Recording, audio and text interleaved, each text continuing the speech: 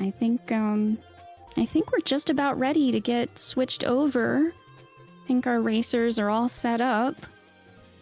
All right, I have the go-ahead to announce we've got the Link to the Past randomizer right now. It's going to be a race between Slim Kirby, Adirondack Rick, and we've got In the Name of DT going to be calming this one. Take it away, guys.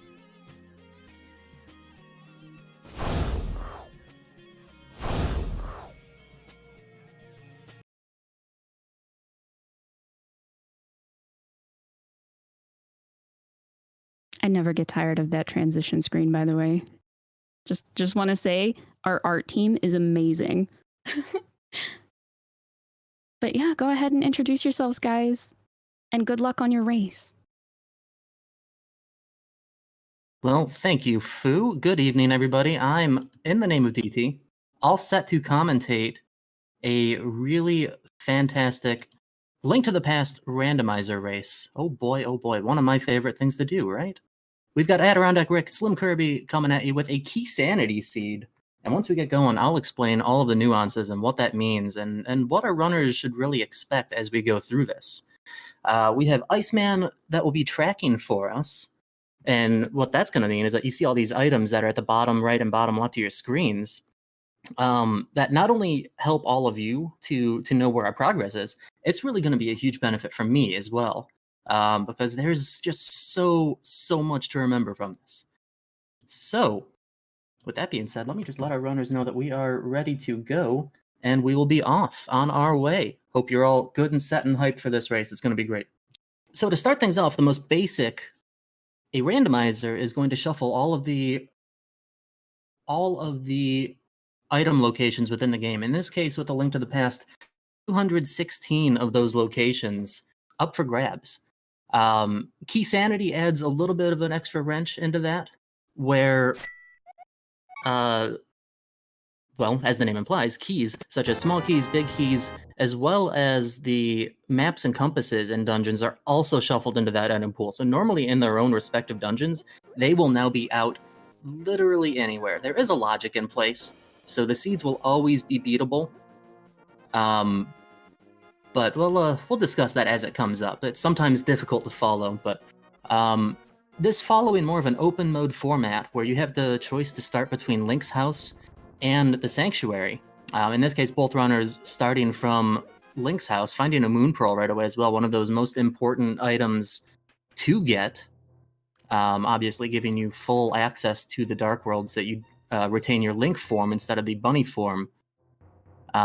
So the openings are generally fairly standardized in terms of going through like the Kakariko village area and then down south, but we'll be interested to see what comes out of all of that. Sometimes there's quite a bit in Kakariko, commonly nicknamed Stackariko Village. But we will see. And also, that would be really appropriate for the Stacked Gaming Marathon, wouldn't it? I think that'd be cool. So chat, along the way as we go, if any of this is unfamiliar to you, welcome to Randomizers. They're a good time. If you have questions, I've got the chat open. Feel free to ask. Would be happy to try and explain anything that I can. Both runners finding the flippers in the Sanctuary. So the goal of this game is to defeat Ganon. Between the varying modes of Randomizer, sometimes that can fluctuate a little bit, but for this specifically, we are going to be looking for the 7 crystals to enter Ganon's tower, and then to defeat Aghanim 2 at the top of the tower, and then defeat Ganon himself. So, we're going to need to find the Ganon's tower big key, because just like Key Sanity implies for the rest of the dungeons, that big key can be anywhere. And that can be a real fun one. Looks like just 50 rupees in this lumberjack tree. So that's one location that we can just mark off straight away. We don't have to worry about this. One of the more of a painful locations to have to get to, requiring 2 Castle Tower small keys, which can be tough to find. Again, when you have smaller numbers of things, it's obviously more difficult to find. In traditional game modes, Ice Rod has notoriously been known for being the item that holds people up. In a mode like this, there are many Ice Rods. The GT Big Key, of course, being another one. Those Aga Tower small keys can be. The The Swamp Palace small key can be another one. We may not need that, because that leads me into another fun part of Key Sanity, is that we don't know what our dungeon rewards are. Normally, you can just load up the map with the X button. That feels weird to say, because nobody ever uses the X button, really, right? It's usually an accidental press. And it'll tell you on the map what dungeon is which reward.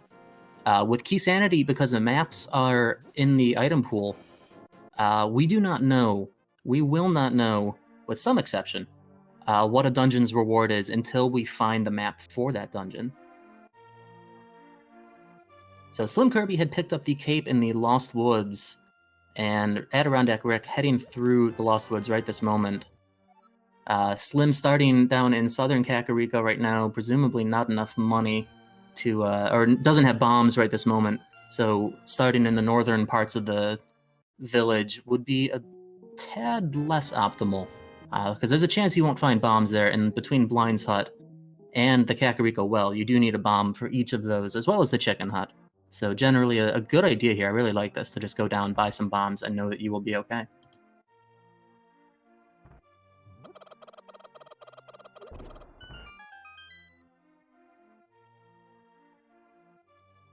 I'm gonna go ahead and sneak a donation in here really quick.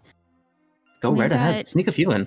We've got $50 from Philosopher, no comment, but I wanted to say thank you and shout out to all of my guildies who are here right now supporting this because they knew I'd be reading donations.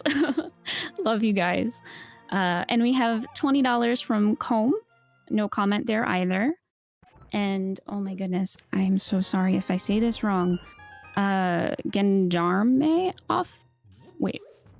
Officer, sorry, it cut off the end of the name there, with $20 as well.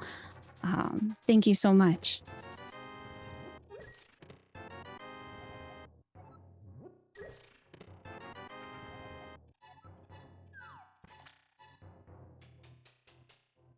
Oh, wait, we actually got another good one in here, right as I was about to cut myself off. We got a $10 donation from K-Man that says, a challenge for Slim. If he can beat A Link to the Past Rando faster than I can beat Wind Waker Rando during my block, I will donate an additional $200. Smiley face.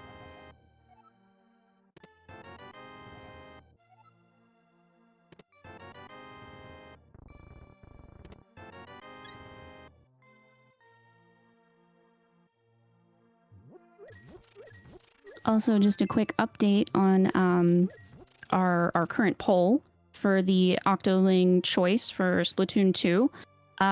Girl is in the lead with $120. So if you want that to change, you know what you gotta do.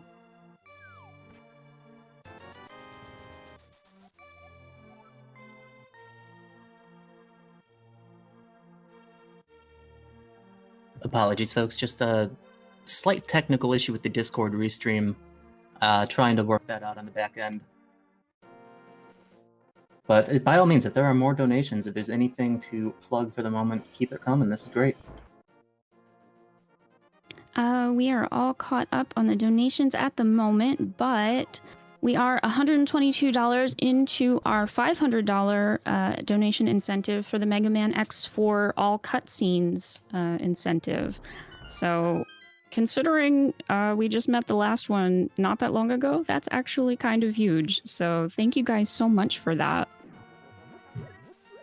Yeah, really, it cannot be stated enough just how wonderful this has been for half of a day's worth of games to be at this point that we are. Really, really fantastic. It's been a ton of fun to watch all day, too.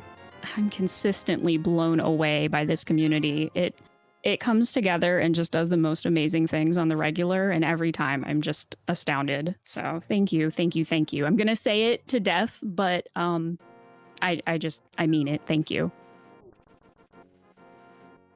So looking like our runners are through the Kakariko area. We have an Ether Medallion, we have a lamp that I believe Rick is about to pick up. We do see that flute on top of the library's bookcase. We will need the boots to get that. However, we don't know at this point if the flute is actually going to be required. That's one of those unknown things later on down the road. like the lumberjack tree that they entered early on, that's not a place you want to see something that could be required. But at least seeing one in the library, you have a pretty reasonable expectation to find the boots at some point, prior to those Aghanim Tower small keys. So should be hopefully not the worst location for it. So we have Slim Kirby down at the dam. 2 items here. The one inside drained the water to grab the item that's outside, which is just 20 rupees. We'll see if he picks it up anyway. Relatively close to that 500 point, that magical point where you can purchase the item from the Zora. So grabbing any extra money that you can at this point is, I mean, honestly, not a bad call at all. Slim's about to be entering the mini Maldorm cave with 8 bombs to his disposal. Adirondack Rick only having 1 bomb at the moment, going to have to make another decision, because for the time being, that's the only weapon available to take these mini Maldorms out. They just kind of bounce around off the walls. They're kind of pesky, but Slim making really, really good work of it with just the 3 bombs, the minimum. Small key to Skull Woods. Another small key here for Palace of Darkness. That's a good one that you want to see. A bottle and the map of Tower of Hera. So we might get some crystal information here. Remember I said that there's some exception to the maps being the only sources of information for these things. You saw Rick on the left of your screens there talk to Sahasrahla. Sahasrahla and the Dark World Bomb Shop, where you normally buy the big bomb to go to the Pyramid Fairy, will give you information for their respective rewards. So we just saw that the green pendant is going to be the dungeon reward from Palace of Darkness, in addition to there being a sword and a hammer in the back of Saha's hut, which is just, honestly, like, you really can't ask for a better back room there. Slim Kirby taking a death. Couldn't tell if it was just a quick death warp of sorts or accidental. The crabs on that south shore do a full 2 hearts of damage. So when you're low health, it can be actually kind of scary to walk around because they move quick. Looks like he's just going to purchase some extra bombs at this point. Not a bad idea. Always good to keep your stock high.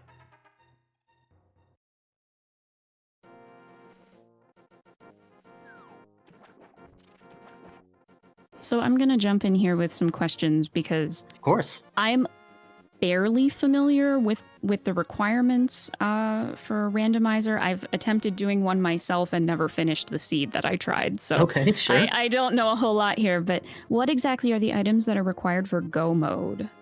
So there are certain items that will always be required for every seed, no matter what the pendant and crystal layout is between the dungeons.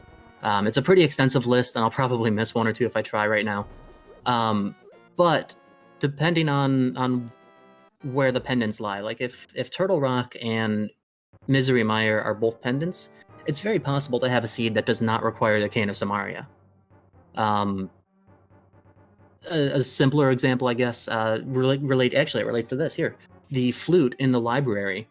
If Misery Mire is a pendant, we may never need that flute. So really, it just depends. Things like swords, the Titan's mitts, the hammer, the bow, the hook shot. There's a set of items that are always going to be logically required to defeat the seed. All right, that makes sense. Sure.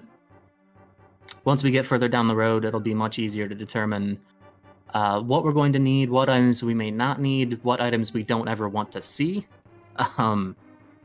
If Turtle Rock is a pendant, we really don't want to see the Ice Rod.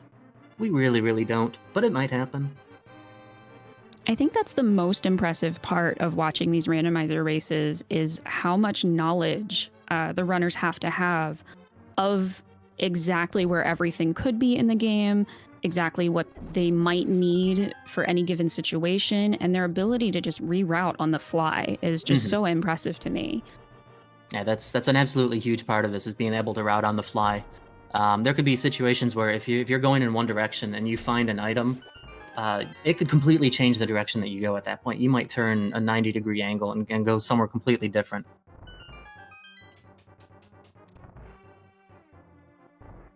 So one of the other interesting things about watching these races too is having the runners go through different locations, such as Rick right now making his way through Eastern, Slim Kirby going through the castle sequence, which, by the way, worth mentioning too, for an open mode game state that this was, Basically, it simulates the castle sequence, the escape already being completed.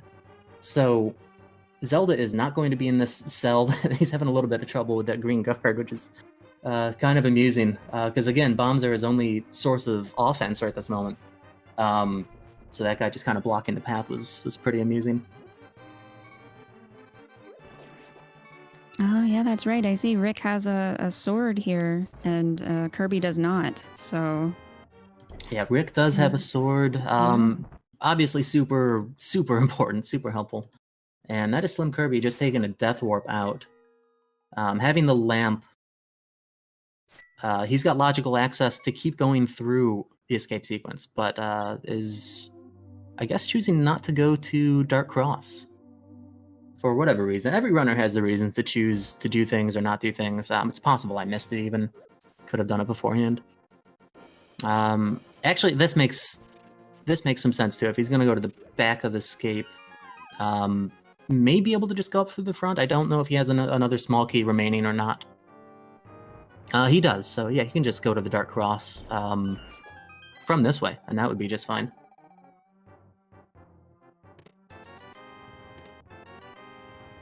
Of course, curious to note, these players are not playing as the Link that we are familiar with, huh? So, the Link to the Past Randomizer has a very extensive sprite development team, and there are, gosh, it's got to be a bit over 200 custom sprites. I don't have the exact number. It's a lot that you can play as. So we have Adirondack Rick playing as the Pink Ribbon Link sprite. And, of course, Slim Kirby, you know, for whatever reason, I'm sure there's a great story behind it. You guys have him playing as Princess Peach. Who could have seen that coming? It's peculiar. It's surprising. Yeah, I never would have imagined, just personally, you know. But that's, the people have spoken, you know. Oh yeah, you can't ignore that. So, Adirondack Rick making his way down through the South Shore, hopefully to pick up these last items that Slim was not able to. Having the flippers and almost 500 rupees. Oh gosh, you're really gonna hope that Rick finds another little bit of money here to be able to purchase from Zora and just take care of that entire region in one go. As Slim Kirby making his way over to the Eastern Palace, we'll see a little bit of this crisscrossing paths right now. Picked up a glove. I did miss where he got that glove from. So he's about to get his hammer in the back of Saha's closet, and that's going to give Slim the first access to the Dark World out of these two runners.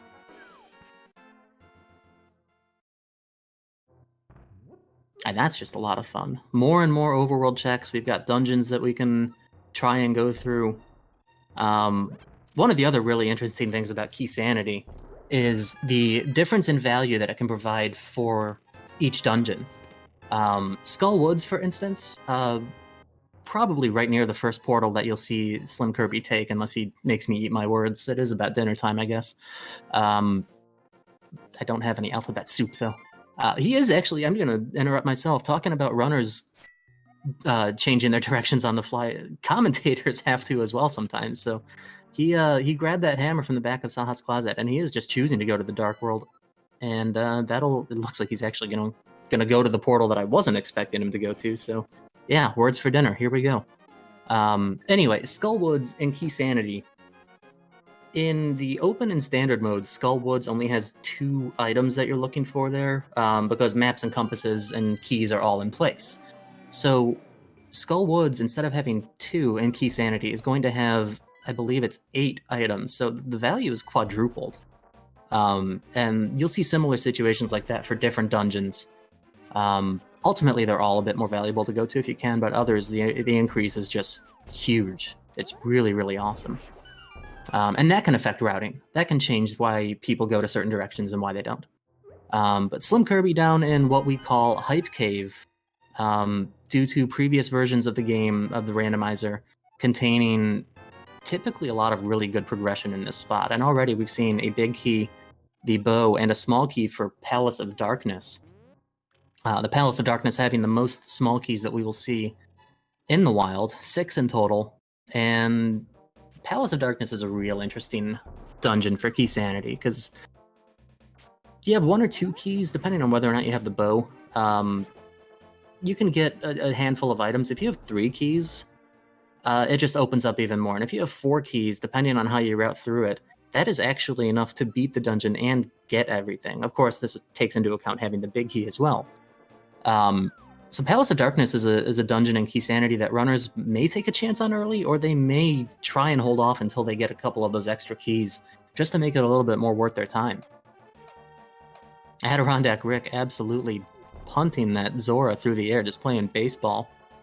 See a small key on the Zora ledge. And Rick just having a little bit of fun with that Zora right there.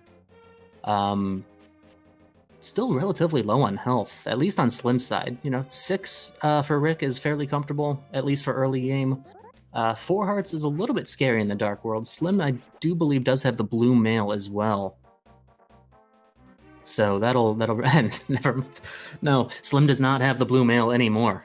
That is the red mail. So 4 hearts and red mail, even in the Dark World, is actually pretty comfy. I really hope Slim doesn't keep up this trend of making me eat my words. I can only eat so much, but hey, I'll keep on taking it as long as he gives me something to talk about here. Well, I can cut in for a quick second here.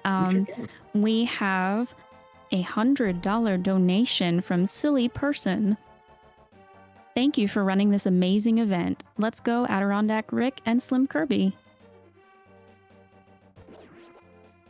We also have another $20 donation from Wohex with no comment. Thank you so much.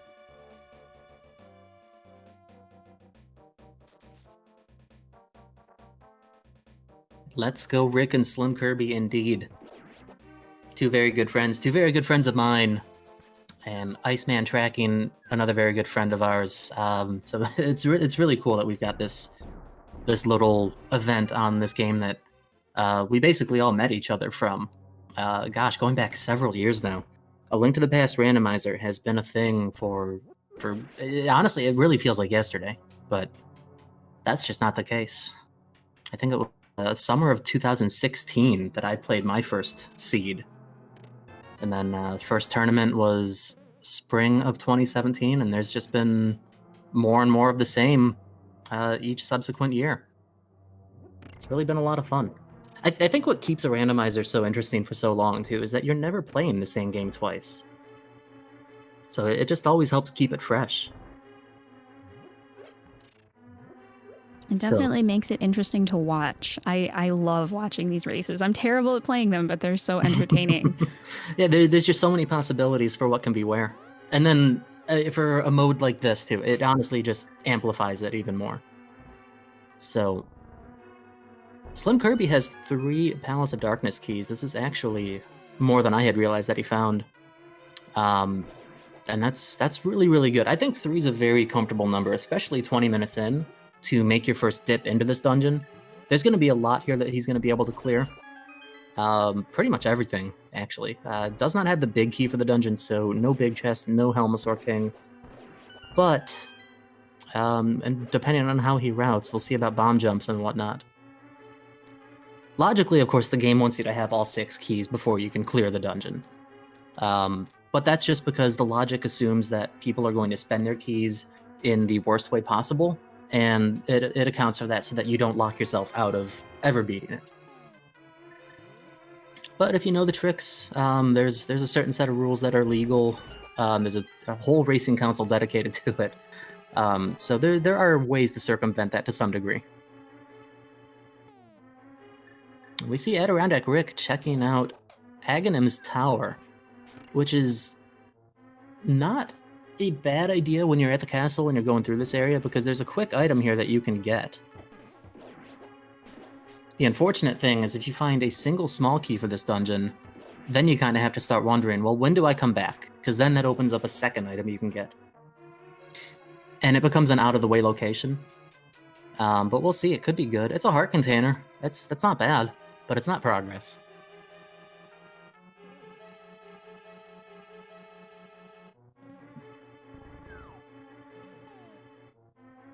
So forgive me if I missed this already, but have we been doing glitches in this run at all, in these races, or is that generally not something that's done much with these 2 runners? At this point, I don't believe we've seen any sort of a glitch. One of the most common ones that you would see early in a run is called fake flippers.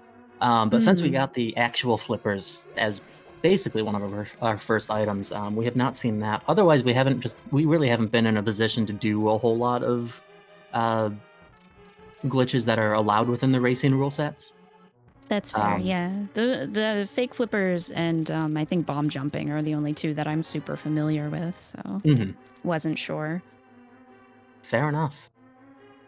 Yeah, one of the long hallways that Slim just came from is the spot where you would see in like the vanilla speedruns, the runners do the hammer jump, which you take the recoil damage from a bomb at a very specific pixel, and it knocks you through a railing to get to the big chest without having to go all the way around.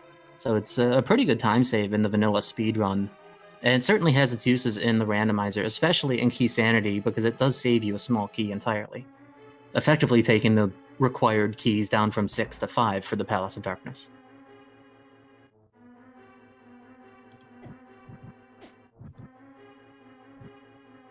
So we see Slim catching a little bit of fire there, finding a shovel in the top of the Palace of Darkness maze. In Key Sanity, I don't think that's so bad, because you're going to be clearing out so many of the 216 locations anyway. It's like, okay, I'd rather see the shovel at 25 minutes than at an hour and 25 minutes. I don't know. Maybe that's just me. It could be. Everyone's got their preferences with this game, which is why watching these races is so unique as well, because you can have 5 runners route in 15 different ways, and somehow that math makes sense, and it just always keeps it entertaining. It really, really does. It's just a blast to watch. Real quick, I did want to mention, I'm a little late with this, to be honest. We had a goal to meet for giving away a copy of Yooka-Laylee and the Impossible Lair. We were hoping to raise a combined total of $100 between this run and the next, but that happened within like seconds. I don't know. It was very fast. So just to let everyone know, we will be doing that giveaway later today. So keep an eye out for that. That is absolutely incredible.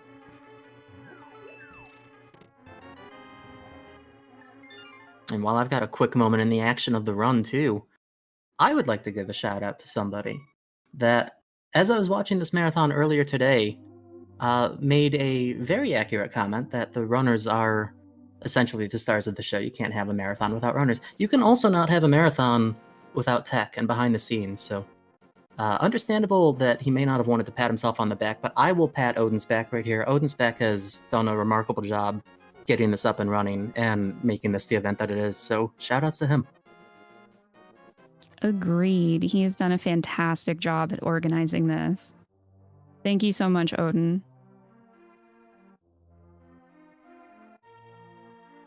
Yeah, there's a whole tech crew, so thank you to everybody on that as well. So we see Adirondack Rick has started his journey into the Dark World from probably the more common spot that I would expect. Slim started from the area just south of Link's house. Rick has chosen to start near the village of Outcasts and venturing into Skull Woods. Actually finding that small key to Swamp Palace. Swinging his sword with a little bit of frustration, channeling his inner F. Coughlin and dropping a bomb on that chest. But honestly, much like the shovel, I think even Rick would agree, finding that at an early point in the game is really, really good. Swamp Palace, the small key there is so essential because it's the only one that you're going to find outside of the dungeon in the Key Sanity. It is required to get you through basically any of the dungeon. I mean, other dungeons you might be able to walk in and go through a few rooms. Swamp Palace has a locked door in the very first room of the dungeon. So it's very essential. It locks a ton of items behind it. At this point, we don't quite have access to it, not having the mirror. But again, I think that's a really good one to find early if we're going to need it. We have limited dungeon information right now. We know that Tower of Hera is a crystal. We know that Palace of Darkness is the green pendant. And Ice Palace is a crystal. Ice Palace and Hera being the 5-6 crystals. So everything else, we're just going to have to rely on finding maps, which I don't think we've seen a ton of, and I don't even believe we've seen a lot of big keys yet.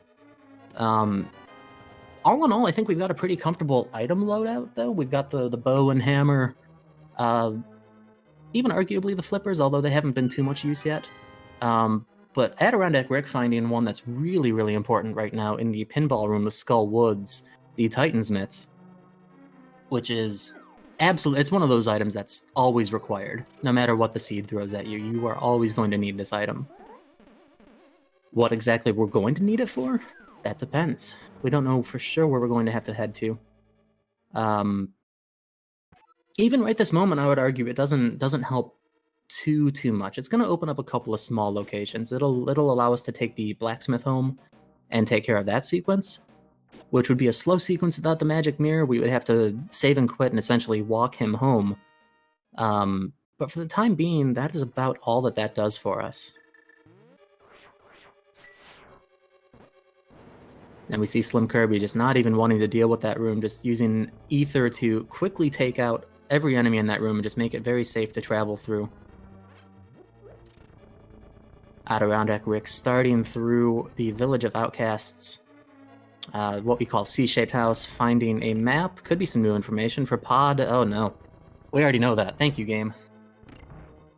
You'll see a lot of that too, where the game just likes to give you things for information that you already have, or that you know don't matter by the time you do find it.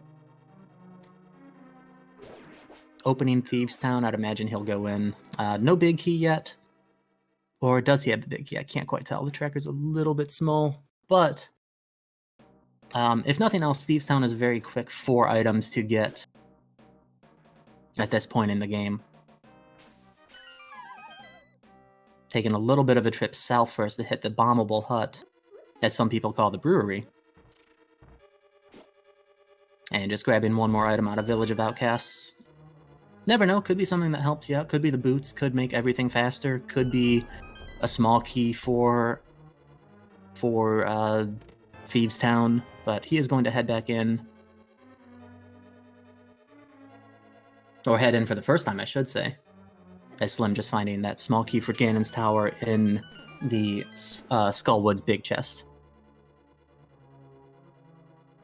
Magic Powder right away in Thieves Town, combined with the hammer, will actually open up an item location in the Light World, the Magic Bat, now available to us.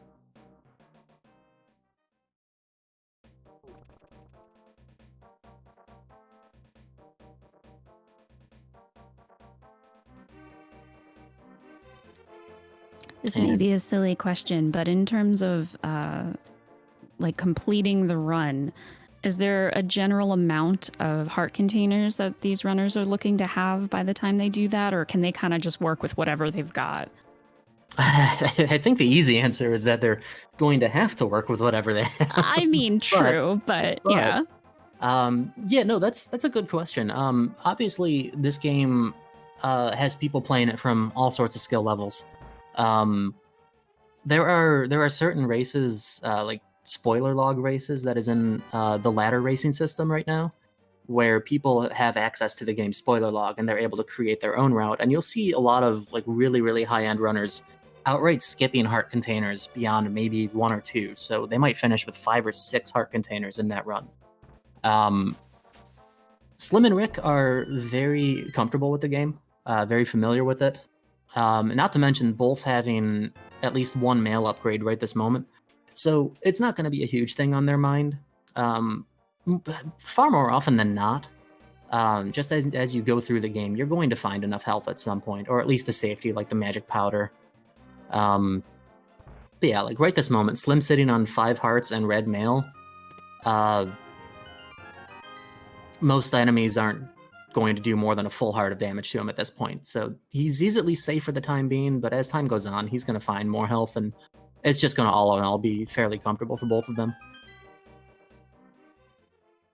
So a big key for the Palace of Darkness over at the digging game. That was a very early digging game too. That has been randomized to be between 1 and 30 digs. There was a time in the randomizer where it would always be dig number 15.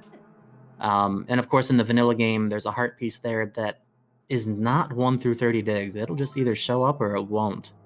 The randomizer at least fixed that so that you should be able to clear the game in one go and get your item. And there's the mirror. That's actually a really, really good spot for the mirror. Rick is going to be able to walk straight south now and mirror just in this little opening to go into what is known as Cave 45. I probably knew why it was called Cave 45 a couple years ago, but I do not remember. So heart piece here, he is going to pick it up just for some additional safety. And noticing too right now that Rick does not have the bow. Right. Rick started the Dark World from Village of Outcasts, so he's going to be making his way over to Hype Cave right now. He'll get that bow. He'll get a big key. He will get a small key. And having the big key for Palace of Darkness, I assume Rick is just going to keep going around this Dark World loop and make his way over to that dungeon. And possibly be able to clear out a little bit more than Slim. Possibly even beat the dungeon. I don't know if we got a 4th Palace of Darkness small key along the way.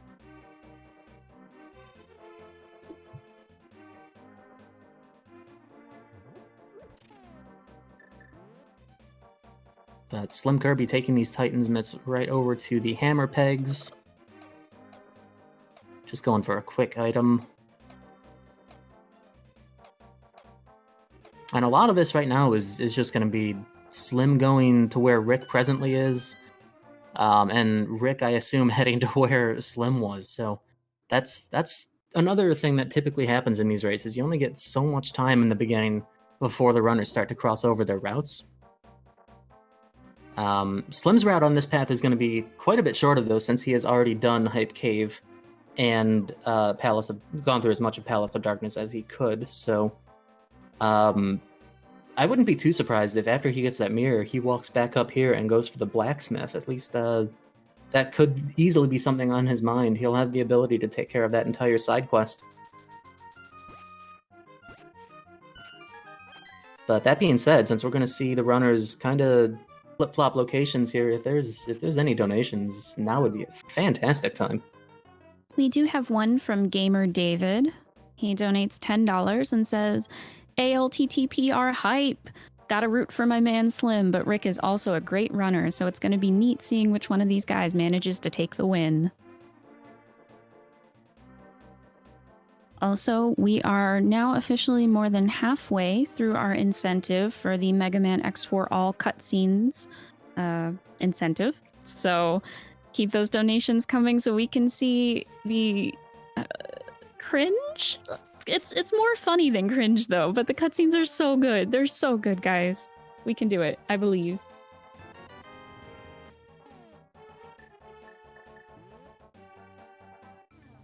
And Go ahead. Sorry, I was just going to say, quick update on the Octo expansion, Octoling Choice poll. Girl is still way in the lead. Way in the lead. So if you want to see the boy Octoling, gonna have to step it up. You can go ahead now. Sorry. No, you're fine. Not a problem. So Adirondack Rick checking out what's on top of the pyramid. Took a death by walking straight into a Hinox. Every now and then that happens. You expect them. Sometimes they kind of charge at you. And they do hurt. Rick didn't quite have the blue or the red mail yet, so that was a fair bit of damage. As yeah, Slim Kirby is actually heading back with the blacksmith at this point. And we'll be able to take care of that quest. We do have, actually, something we've had for a bit is logical access to Death Mountain. However, without the mirror or a hookshot, there hasn't been a whole lot to do until now. So, at this point, I wouldn't be surprised to see Rick just head straight up the mountain. He also found that big key for Tower of Hera, which we know is a crystal, which is good. And then after that, he'll be able to take his hammer and head east through the mountain to Paradox Cave, which is... I'll explain why it's named that when we get there, if I remember to. But yeah, no, this is a really, really good play for Rick. We were starting to run out of locations until that mirror opened things up. So now it's just a completely wide open game. Curious to see if our blacksmith friend has anything fun for Slim Kirby as well. Could be another situation that changes everything up. And a small key to Misery Mire. Misery Mire is an interesting dungeon in Key Sanity. Small keys will greatly help the routing to get through it and full clear it. But Misery Mire in Key Sanity is actually a dungeon that you can full clear. You can get all 8 items out of it without finding an overworld small key. Kind of an interesting thing, because most dungeons require it to some degree, but not this one.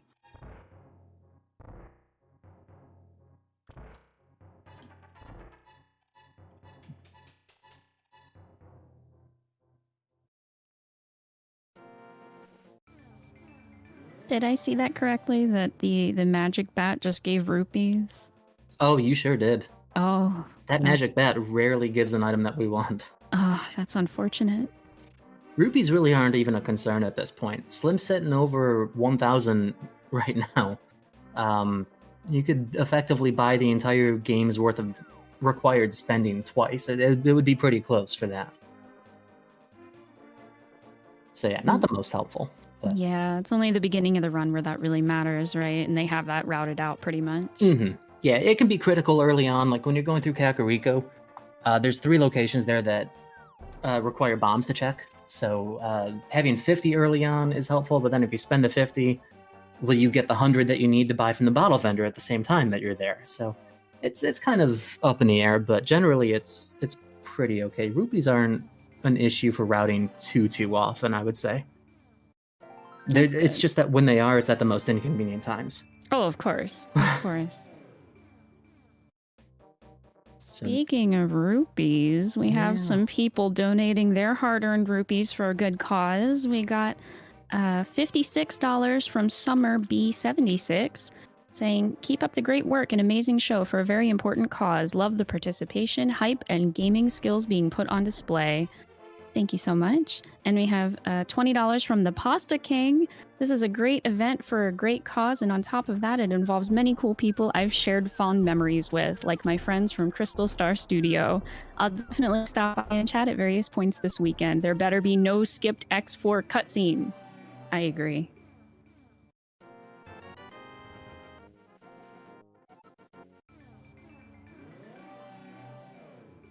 Awesome. Very, very cool.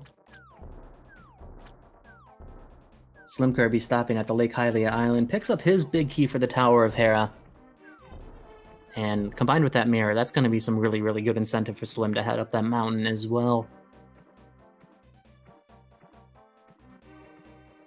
So another kind of interesting point about Key Sanity is that it's not terribly uncommon to be 40 minutes into a race and not have a dungeon completed.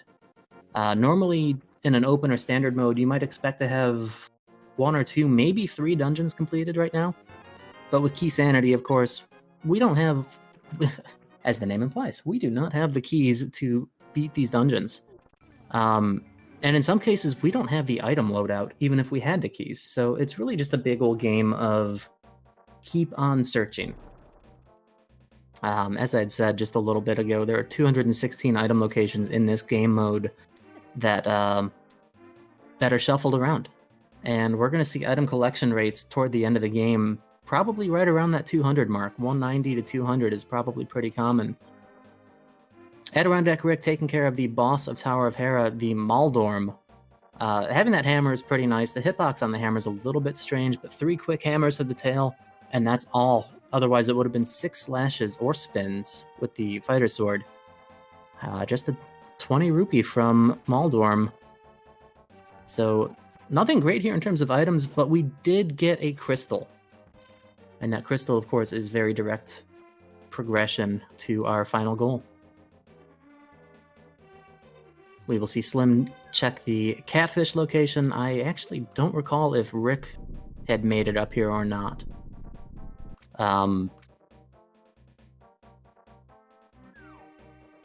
Well, I don't believe Rick did, based on that item right there.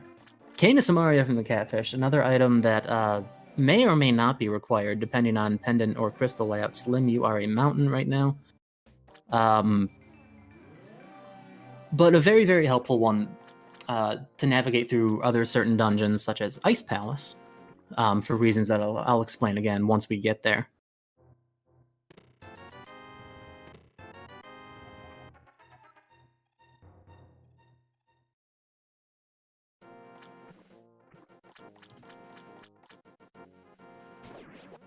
And it looks like this is in fact going to be Slim Kirby's first time to the Zora area.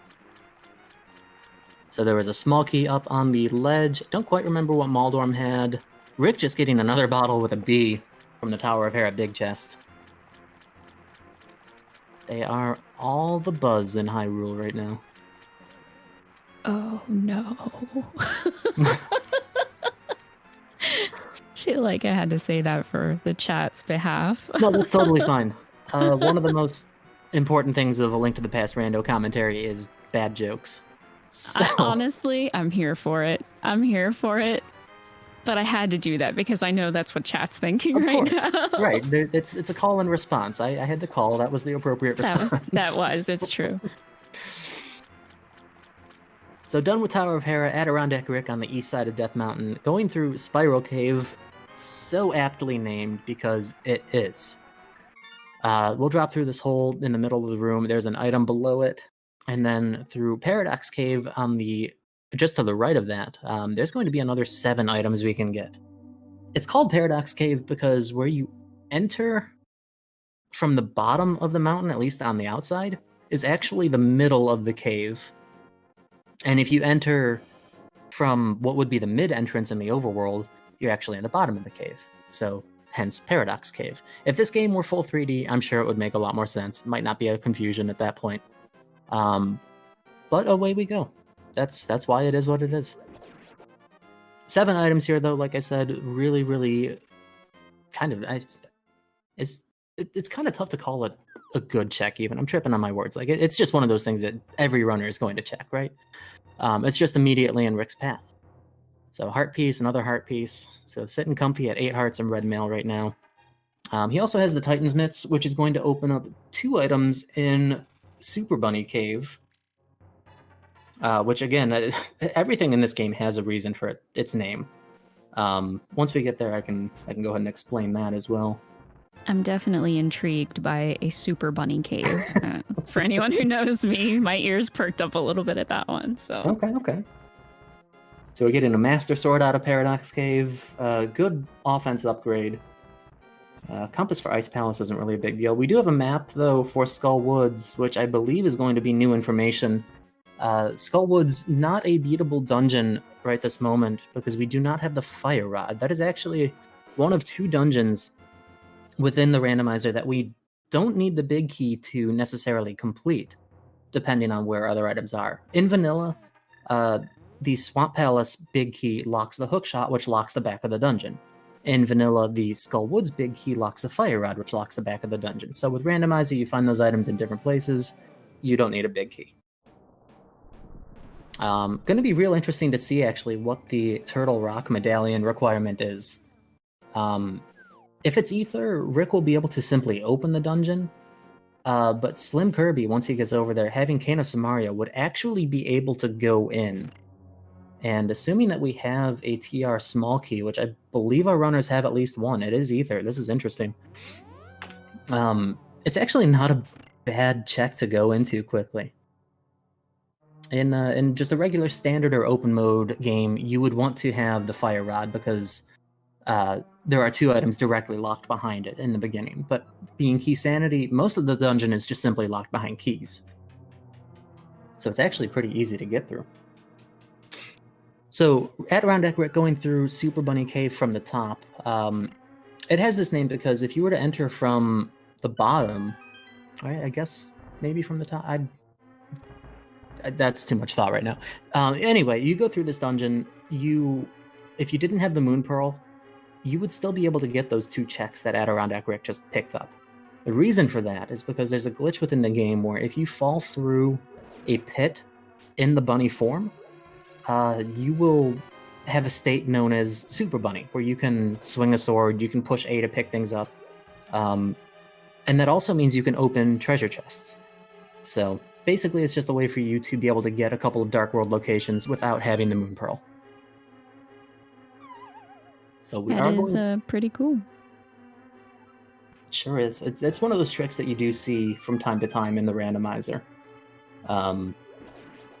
Some people don't like to walk all the way in because you don't have a choice. You can't dash as the bunny, even if you had the boots. So But Rick going through Spike Cave right now, requiring the hammer and it looks like he's barely using that magic cape in time. Some sort of a safety device so that you're not taking damage from the never-ending, it seems, floor of spikes. Just a heart container. So again, not really a lot of progression that we're finding. And I'm actually starting to get very curious about where our runners are going to have to go.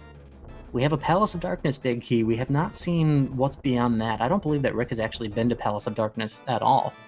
I'm wondering, though, with Rick heading down here with the mirror and the swamp small, Rick might be going through Swamp Palace at this point, which is not bad. It's something to do.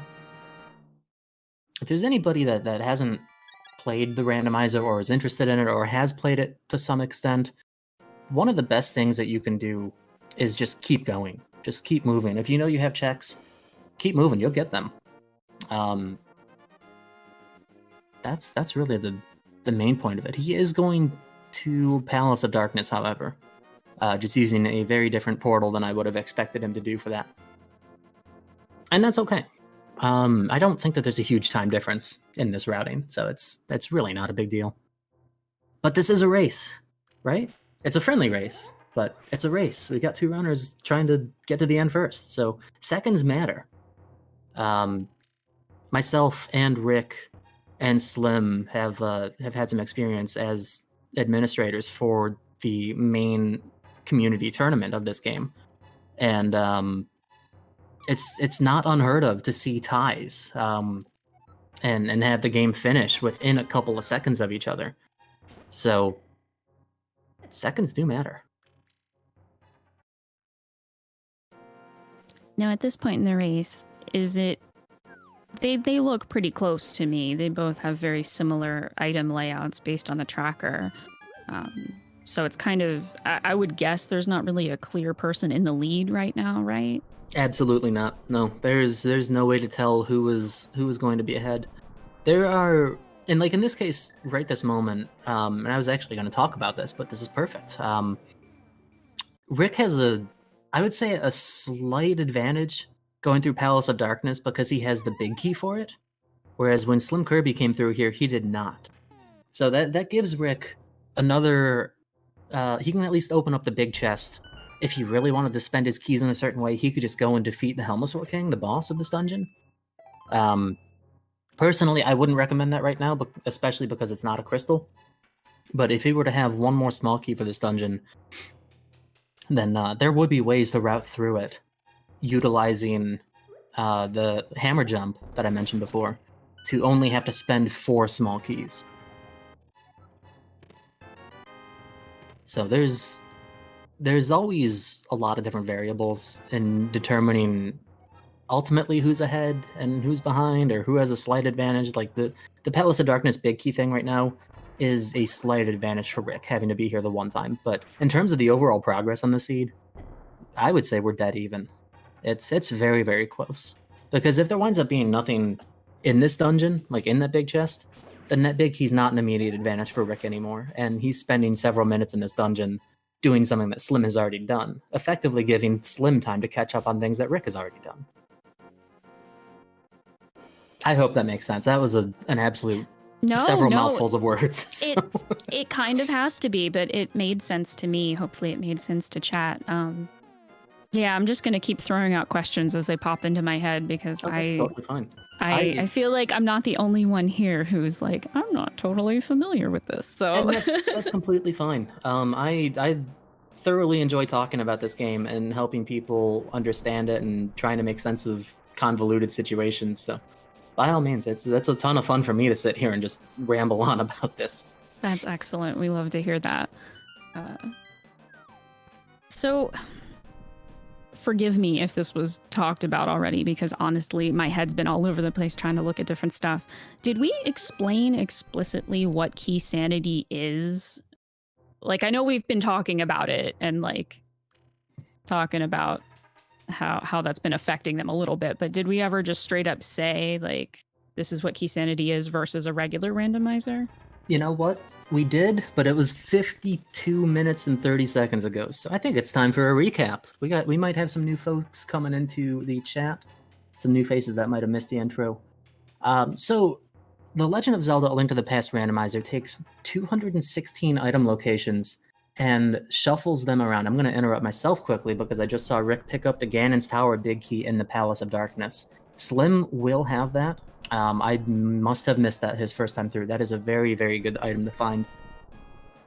So in this randomizer, there's 216 items that get shuffled around with a logic so that the game is always beatable. Normally, in your traditional standard and open modes, dungeon items such as small keys, big keys, maps, and compasses will remain in their respective dungeons. This game mode, being Key Sanity, is going to take all of those items and shuffle them around the rest of the world. So that's why we've been finding keys for dungeons in places that they normally wouldn't be. We find maps in the overworld, not related to Key Sanity. Slim just found a tempered sword in Turtle Rock, which is really, really fantastic. And he has 2 Turtle Rock small keys, which is actually going to be able to get him pretty deep into this dungeon. So we're going to be getting quite a bit of new information here about what might be. And we see Rick setting up for the hammer jump and almost getting it. This is a double pixel perfect trick that uses your bomb recoil to knock you through that ledge to get to the big chest just a little bit quicker. And you don't have a lot of time to set it up. I think that's the hardest part about this jump, is that you don't have a lot of time to set it up because you can see that floor falling. And he nails it on the second attempt. Really nicely done for a heart container. So yeah, Key Sanity shuffles the keys and the maps and compasses into the general item pool, which is why there's typically more double dipping into dungeons. Because you typically don't have enough keys to clear them your first time through, maybe even your second time through. I've seen some really nasty seeds over the years. I'm actually curious as to why Slim had left Turtle Rock. Having 2 small keys and having most of the dungeon available at that point. But that's something we might be able to ask him about later on. I think that is the only thing that gets me about this, is I want to know what their thought process is in the moment, and it's just a mystery until the run is over. Like, yeah, you can only speculate so much. Every runner just has such a different play style. But yeah, even without the Turtle Rock big key, though, beyond Chain Chomps, there was the lava chest and everyone's favorite Mimic Cave, which I guess is kind of out of the way. It's a long walk just for those couple of things, but I don't know, it's a curiosity. That's all. Speaking of curiosities, we do see Adirondack Rick actually going for the back of Palace of Darkness for the Helmosaur King to use that last small key. I didn't see if he picked up a 4th one in this dungeon or not. That's possible he did. Canis Maria was on the Catfish.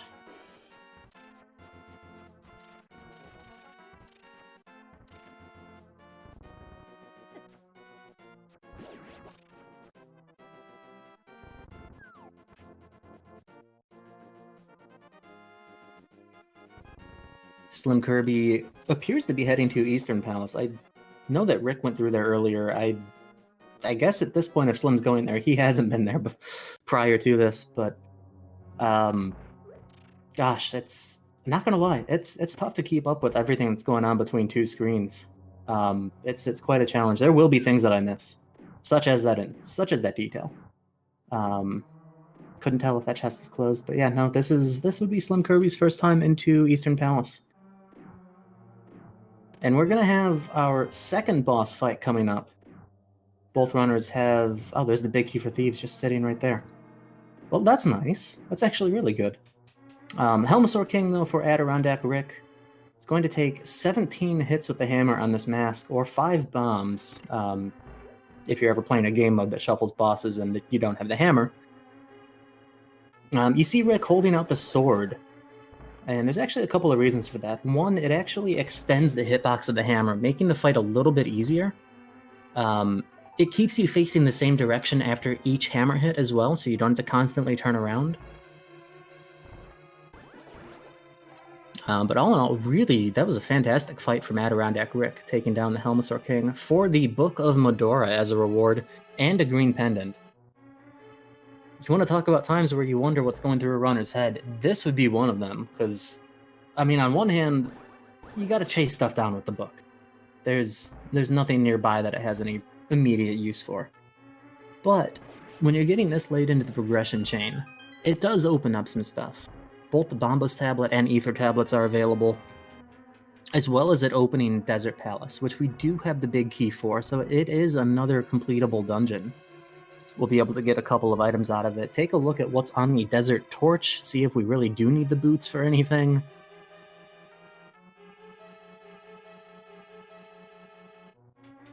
It's an interesting item to see when you're running out of other things to do, though. Yeah, I feel at this point I'd be welcoming any additional pathways to open up, you know? Oh, for sure. Like, at some point, something's got to open, right? Mm-hmm. So, Adirondack Rick making a heads-up routing decision here. Actually entering the Dark World instead of walking straight over to Desert Palace. I assume he's not going to go to Swamp right now. That's pretty much his least favorite place in the game. So, no. This is actually going to take him directly to the Bombos tablet on the way to Desert. So it knocks out two birds with one stone, as they say, and just allows for some pretty convenient routing to get through here. Curious to see where Slim is going to head to next. Like I said, I actually don't know if... Never mind, I do know now. Thank you, Iceman. There was a small key to pod in pod. That explains that for Rick. That he was able to complete the dungeon. Okay. So that Book of Medora is a pretty good thing, I guess. We see a big key on the desert ledge that Rick is going to be able to grab. Meanwhile, we have Slim Kirby walking over to the Village of Outcasts Dark World portal with that Thievestown big key. Both runners that are about to give us some entirely new information, so that's a really cool thing.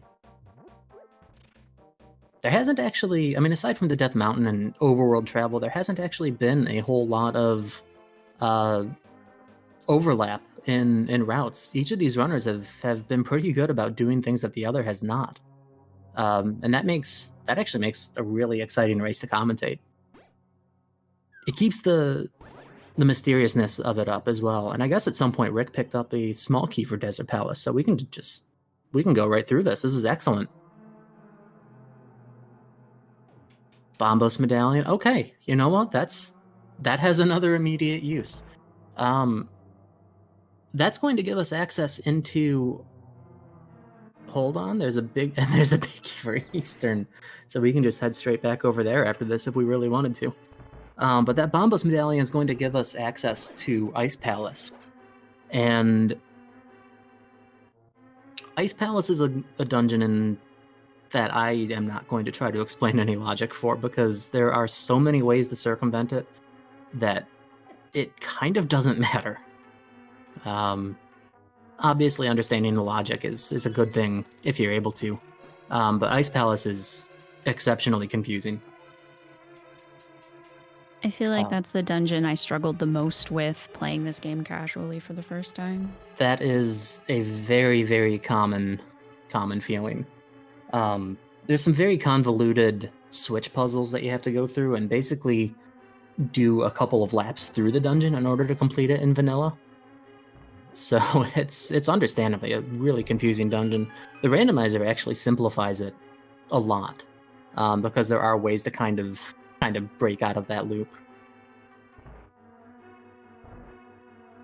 But this Book of Medora actually turned into real good news for Rick, because it does give him more options now with that Bombos medallion. As we find a big key for Misery Mire sitting on that desert ledge. Again, we do not have access to Mire at this point. We may not. We still don't have all of our dungeon information. The flute was sitting on the library. So if we are going to need to get to Mire, we're going to have to find those boots at some point. Yeah, it's a shame that that's one of the later items that they're getting. That would have been a pretty big speed increase. Flute is As always good well. for fast travel, just to quickly navigate the world. Mm-hmm. So yeah, it can be kind of a pain if you wind up having a seed where it's not really something you're gonna get. It's very possible right now, and again, I can't say for sure because we don't have all of our map information, that the boots could be somewhere in Ganon's tower. We didn't need them to complete Desert Palace. We had the big key and the small key elsewhere. I think it was just 5 rupees on the torch, so we don't have to worry about that bonk item. Information is kind of a difficult thing in Key Sanity. It can be at times. At some point, you might just have to go into dungeons without knowing what the reward is and just hope it's a crystal. But the plus side is that if it is a pendant, that tells you that's more information, right? So it's still a benefit. And just a red rupee on Slim Kirby's side and a blue pendant. So you want to talk about some of that information. Taking down Blind, just 3 hits per phase, very quickly done, very nice. As Rick is fighting Landmolas, the 3... I don't know, has anyone seen Tremors? That's kind of an old movie at this Oh, point. absolutely. Yeah. No. It's a classic, though, right? Yeah, it's a classic. That was a sleepover favorite in elementary school of all things. So not a great item here either, but again, we get a crystal. That's important. Again, the goal is 7 crystals to enter Ganon's tower, and then the ability to beat the tower, and by that point, you had the ability, of course, to defeat Ganon. We see Slim Kirby making a fairly out-of-the-way check that has honestly cost me many races. This Graveyard Ledge location. It's a slow walk, especially when it's the only item that you can get here. We don't have access to the King's Tomb without the boots. But, at some point you just gotta check it. And there's gotta be something here, right? I don't know. There doesn't have to be anything here. It could just be trash. It is a small key, though. To Castle Tower, which actually, I believe, is our first one, and does open up a second item there. Rick has already been to Castle Tower for the first item. Slim would be able to go and get both items, so that suddenly becomes a pretty good location for 2 quick checks.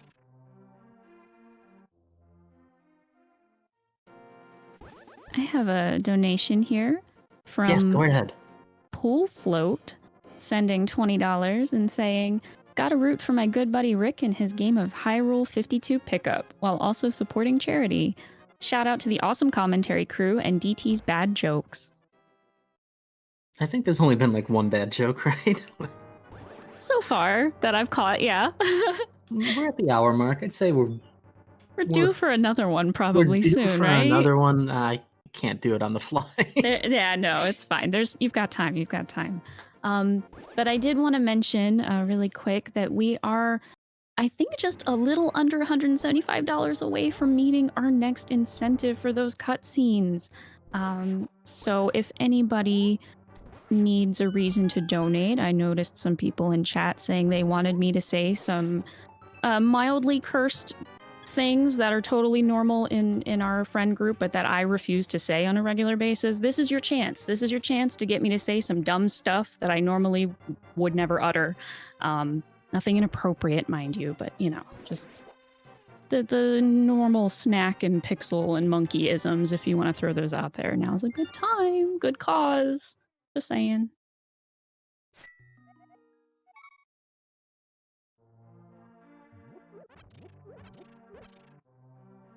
So now we've got a little bit of crossover between the routes of the runners. Rick cleaning up the Blacksmith Purple Quest side chain, and not totally sure where Slim's going to head to now, but going through Castle Tower, unfortunately not finding anything really helpful. The heart container is nice. I do want to point out, I think it was maybe only 15 to 20 minutes ago, it doesn't seem like long, that we were talking about the health of the runners in terms of in-game health. And Slim having like 5 hearts at the time, I think, and now he's sitting very comfortable at 11 hearts with Red Mail. So that's how Key Sanity goes, or I guess the randomizer in general. Key Sanity is not really the factor on that one. You just keep playing, you keep opening things, and yeah, you're gonna find heart pieces, heart containers all over the place. but I think we're actually seeing our first Swamp Palace dive now. That was not a pun, but I realized afterward it could have been because it requires flippers. I was told I'm behind my quota. I'm trying to catch up. It's all good. We You're don't good. have the hook shot. We cannot complete this dungeon. In fact, there are 1, 2, 3, 4, 5 items that we can get here right now. I actually just missed that map check. I was hoping to see a little bit more information. And this is a dungeon where, like, Link doesn't walk terribly quickly anyway, but when so much of this dungeon's floor is water, Link actually moves even slower. So it's kind of a rough one to go through, but at this point, it is actually Slim's best option. That big key to Eastern Palace that was in the Desert Palace. The Book of Medora to get into Desert Palace was on Helmasaur King. So I am led to believe that fourth Palace of Darkness key that was in Palace of Darkness, that Slim just used that on the door in that dungeon, whereas Rick was able to kind of sidestep that logic and to be able to complete the dungeon. Which is not really a concern because of the logic that's in place. There is going to be another key. Actually, there will be another 2 keys available. So that dungeon is still going to be beatable. There's years and years of work that have gone into the logic programming for this randomizer to be able to account for that. And basically every situation that you could think of and plenty more that you can't has come up at some point to make it that way. So, that being said, though, if you are rooting for Slim Kirby, you're really hoping to find another Palace of Darkness small key, because that book seems to be blocking quite a bit of that progress. Rick's Bombos medallion was in the Desert Palace on the right side, which of course basically opens up the entirety of Ice Palace. And as I say that, of course, Slim picks up a key for the Palace of Darkness. So hey, cool. That's going to be good news for him. That's some good timing. It usually is. Like I said, words for dinner, right? Yeah.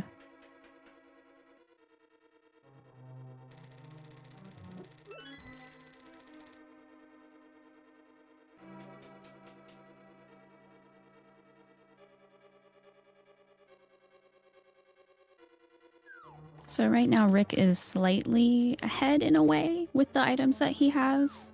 With the path that he's gone through to find the book and to get to Bombos, I would give Rick a decent edge on this right now. And gosh, I'm looking at the trackers right now. We are missing. I'm trying to figure out exactly what could be required here, but the Palace of Darkness was a pendant. Thieves Town is a pendant. So between Skullwoods and Turtle Rock, one of them needs to be a crystal at minimum. Both of them could be. But the Fire Rod is absolutely going to be required. We need to find that at some point.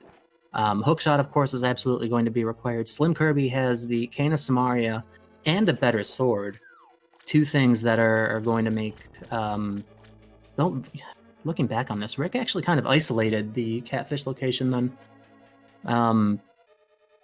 After doing the pyramid check and getting a mail upgrade, gosh, I'm struggling to remember exactly what Rick did, but he did not go to Catfish to get that Cane of Samaria. There's still a little bit in Turtle Rock that was accessible. Not much. It's kind of a long, boring trek, but there's a couple things there that Slim has access to because of the cane that Rick does not. So really, right this moment, it's even if there's that slight edge still for Rick, it's a huge game of wait and see. There's so many variables with this game, and that keeps it exciting up until the end. You guys enjoying this chat? How's it going? How are you, chat? Yeah, how's everybody doing? I have a feeling I'm about to get a very cursed donation to read. I'm I'm scared, but also excited because it's for charity. It's for charity. It kind of sounded like you set yourself up for it, but Oh, I absolutely did. Well, the thing is I'm not doing a run this time. I wasn't sure what to do, but I figure this is one way that I can contribute in my one announcer shift. I can, kind of egg chat on a little bit in whatever ways I can. So fair enough. it's for the good. We have our tracker Iceman confirming that Skull Woods, I almost called it Skull Palace. I feel like everything in this game is actually a palace, except for the one or two that aren't.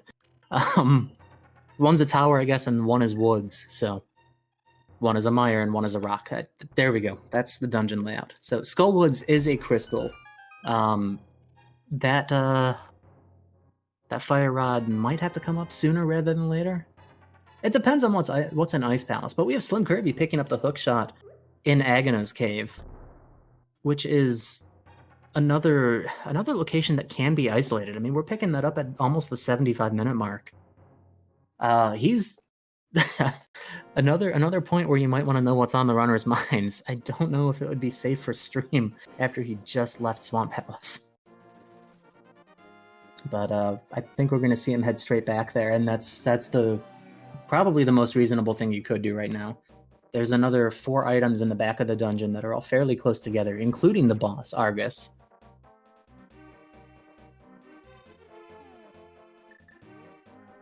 So you want to talk about items that can sway the lead of the race?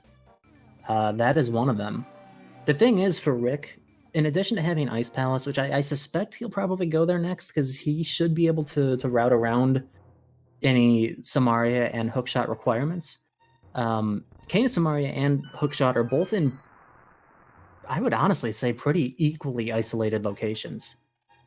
And it's not just for this race. Like, those are common locations for people to just not go to for one reason or another. Single item out of the way. That adds up. That takes time. So that alone could swing the difference in this race. That could give Slim plenty of time to catch back up. Especially with access to several more items very quickly in the back of Swamp Palace. I don't know, it's like I said, wait and see. Like, that just changed in an instant, right? It's still anybody's game. Oh yeah, that's why these are fun.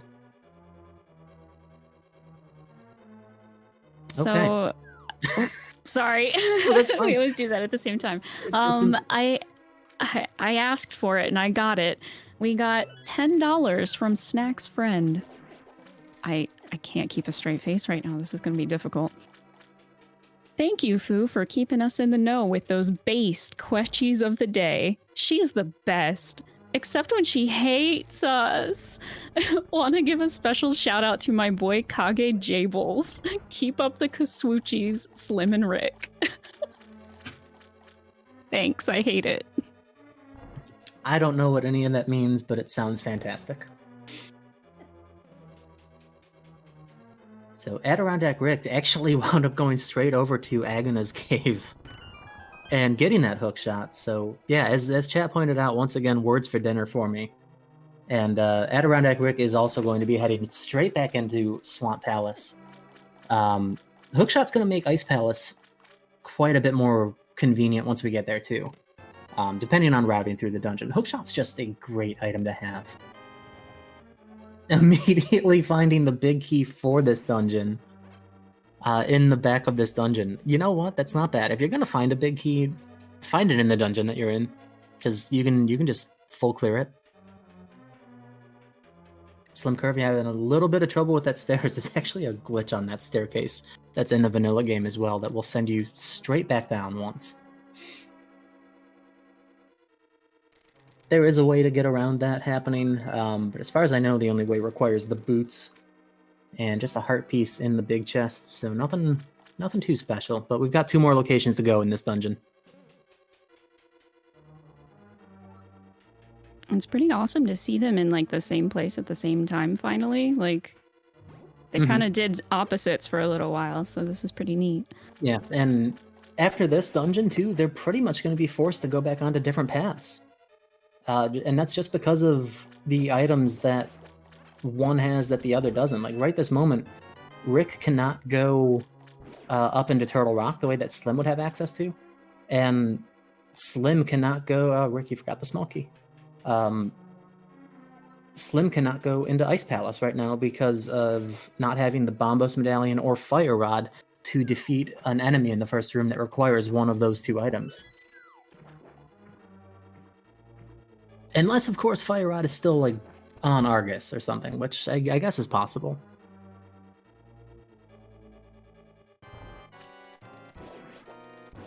Oh boy, I have some more donations. Go right ahead. We have $20 from Jassy Fricka Nation. I'm calling it 18 Ganon Teleports. Let's go.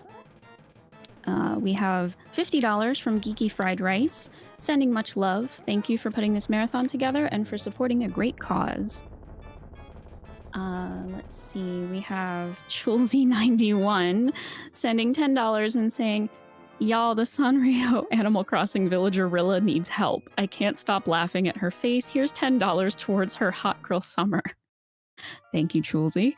And we have one from TSG James R, the $2. Says, well, Foo, since you're egging us on, better not crack now. See, this donation comment's over. Easy. Ugh, that hurt. But thank you.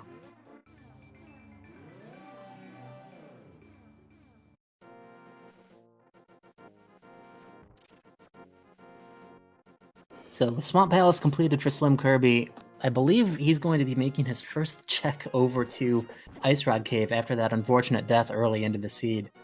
He'll be kind of relieved to see that it's nothing that he's been missing that's going to hold him back at all. But at the same time, that can add a little bit of frustration as a player, just wondering, like, okay, it's not here, so where is it? Right now, what Slim needs to do ultimately is get back to Palace of Darkness to get that book to lead him through the desert chain that Rick went through to get the Bombos medallion, just to at least have other dungeons opened up. The alternative is that we do still have a couple of unknown items in Turtle Rock that, I mean, that's not a fun place to want to go to, not having the big key and not having the fire rod. So there's just not much there that we can do, but it is an option. And starting from the mountain cave, it's very possible that that's what Slim has in mind. No, also, there is something else. We have the hookshot now, right? So there's a cave up here in the Dark World that has 4 items in it. Appropriately named Hookshot Cave because you have to hookshot from... They're not really islands inside the cave, but like platform to platform. So, yeah, no, heads up on Slim for remembering that, because I did not. So Slim's going to hope to see something here. Maybe we'll see him go back into Turtle Rock afterward, but if not, we really need to see him go back to Palace of Darkness and get that book from Helma. For Rick, he's going to need that Cane of Samaria. He's not out of options yet, but at some point he's going to have to head to the Catfish and grab that item. The flute is in the library. We still don't have the boots to even make that a concern. But that's got to be something on our runners' minds, because something I had mentioned before was the value of an individual dungeon. And I use Skull Woods as an example. I'll use Misery Mire as an example this time for why you might want to see the flute. Misery Mire in standard and like traditional open mode of this game has 2 items that you're going to be looking for that are not small keys or map compass and whatnot. Being that this is Key Sanity and those maps and compasses and stuff are not in the dungeons, Misery Mire has a very, very inflated value in Key Sanity. There's just a lot more to do. But speaking of some value, how about Hookshot Cave? How about that Hookshot Cave? We got the boots. Probably the most sought-after item in this game. So with that, Slim is going to be able to move quite a bit faster around the world. He's going to be able to get that flute to maybe go to Mire, and actually I could see that being a very reasonable play since he has Cane of Samaria. Assuming that the medallion aligns and it is Ether to go in, that's a lot of items for him to check. That is also going to circumvent him needing the book, perhaps. The flute is going to allow him to warp to a location in the southwest of the world, and then he'll be able to mirror and go into Desert Palace that way, and get the Bombos medallion if necessary. So things are actually, once again, you get one item and it changes everything. The boots in this case is going to open up quite a bit of opportunity for Slim. Immediately finding a big key for Turtle Rock in Bonk Rock, so directly locked behind the boots.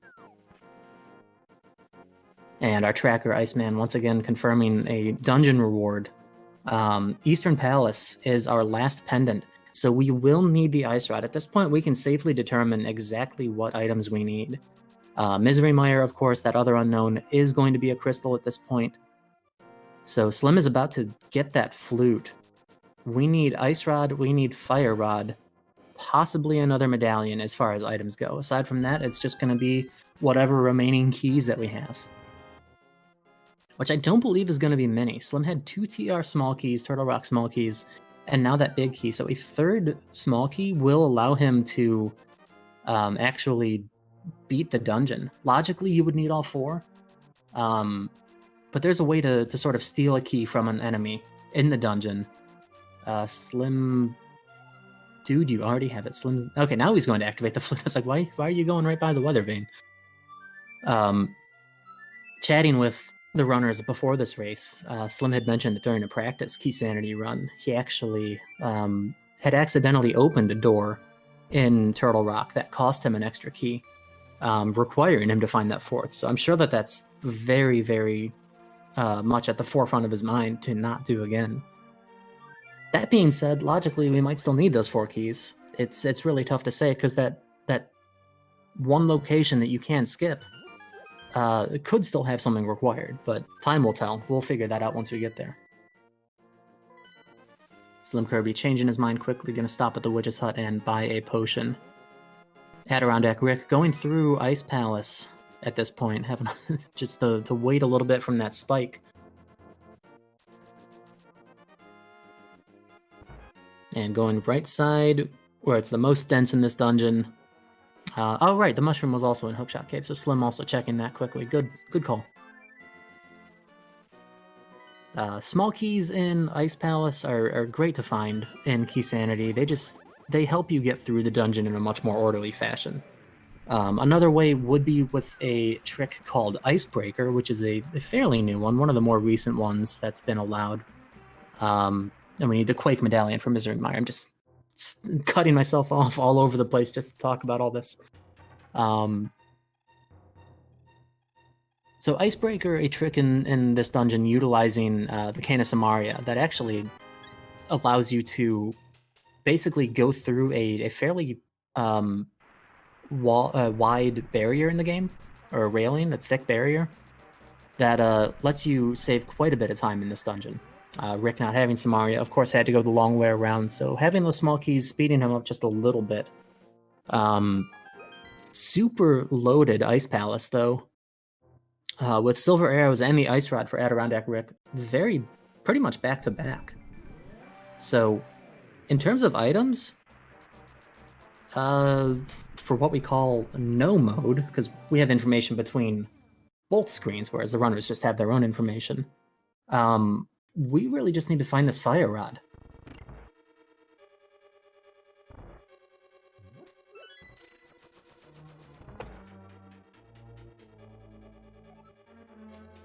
Now seems like a good time for me to chime in with a donation. I'm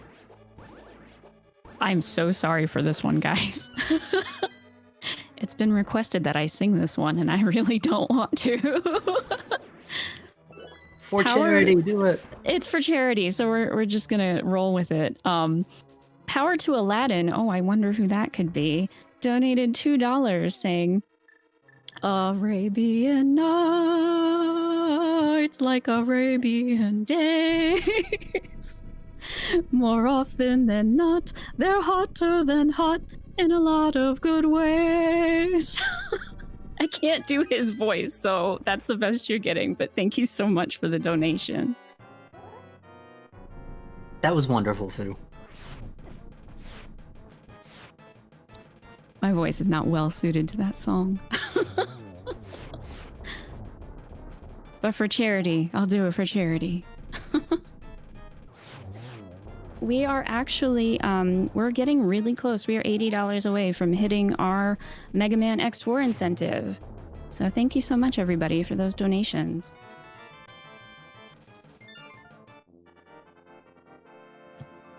So we have for Slim Kirby another instance of key sanity being very convenient when it comes to routing. Having the big key for Desert Palace prior to ever being here, he was able to mirror in the overworld and just go straight to the back half of the dungeon and take care of the boss immediately. And at this point, there's the big key down on the ledge that he's going to pick up, which was for Misery Mire, that's right. And then he'll be able to go through the rest of the dungeon and just quickly get everything that's left. Bombos Medallion, that's going to be the big one. That might send him over to Ice Palace pretty quickly, too. Which, honestly, you want to talk about leads shifting in this game, I would give Slim a slight edge, just because of where that Canis Maria is, and Rick might take a bit of time to get back to it. Fortunately for Rick, having a fairy to quickly revive from a death on Cold Stare, honestly one of the more difficult bosses in the game, I would say. Even with Red Mail, the damage can just add right up, and you've got these 3 puffballs moving around the room kind of on their own free will, in a way. So they can sneak up on you. They can just go straight for you when you think that you're safe and you're not. And there's the Quake Medallion on Cold Stare. So that other item that we needed to get into Misery Mire, now found. Fire Rod is the only unknown at this point. And I want to say that one more Turtle Rock Small Key is really going to be what's necessary. If we find 2, great, but I think one more is all that might be necessary for us to be able to get through it.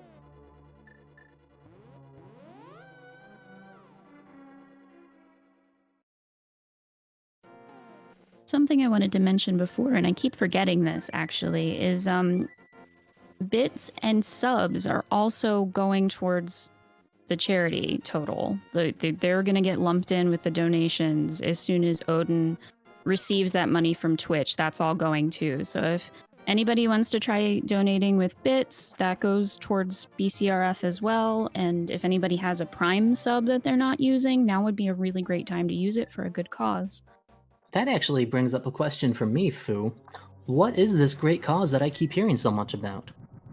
I'm glad you asked. That is BCRF, which stands for Breast Cancer Research Foundation.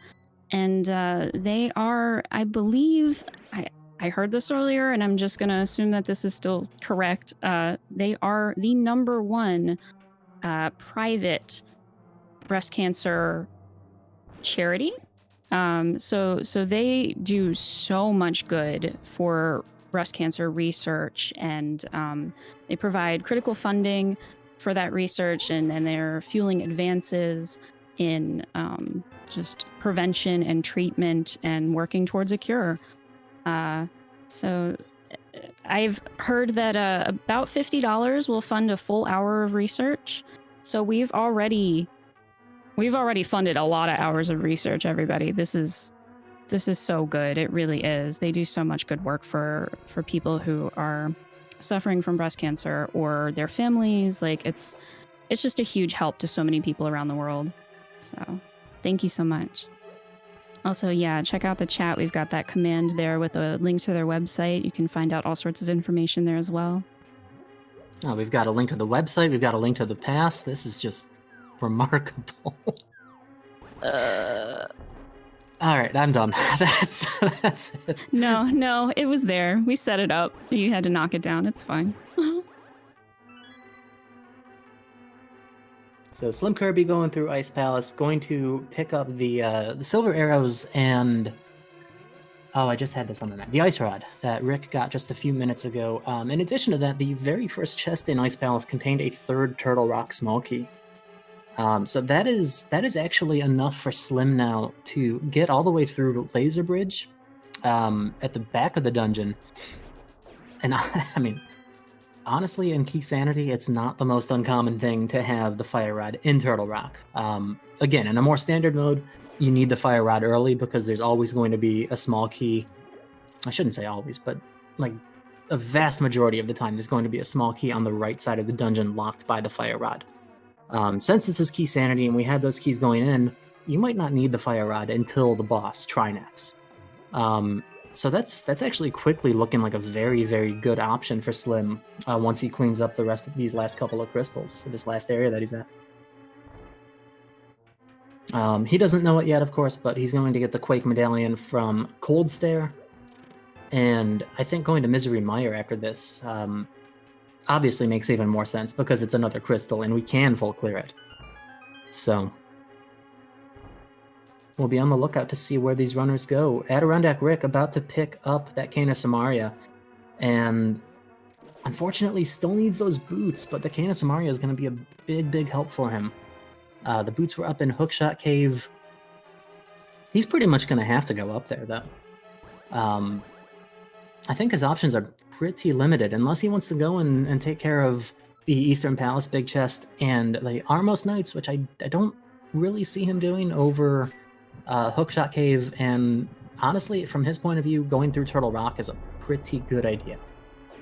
But I suspect once he gets those boots, he'll head back down and get the flute from the library, and then just go take care of Misery Mire as well.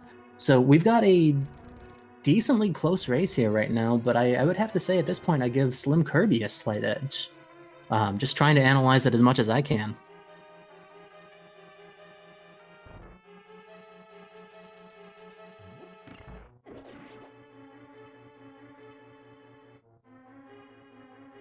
And I believe that we've seen all of the fetch quests. I mean, the shovel is taken care of for both runners.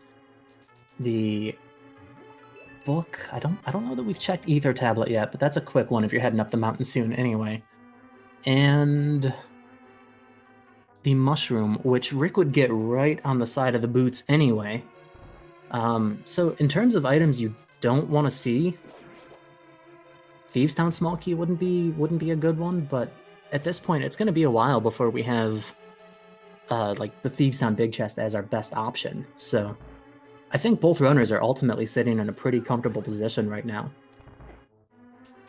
And once again, words for dinner and apparently dessert. Adirondack Rick making his way over to Eastern Palace.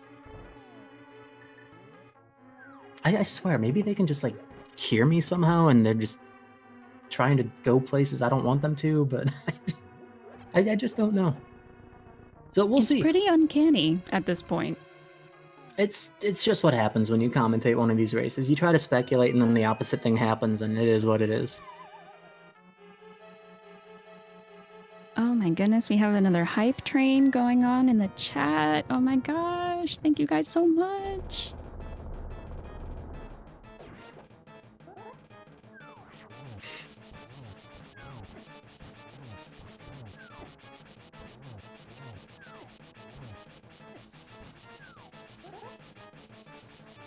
Let's get some hype emotes in the chat, please. I feel like we've earned it.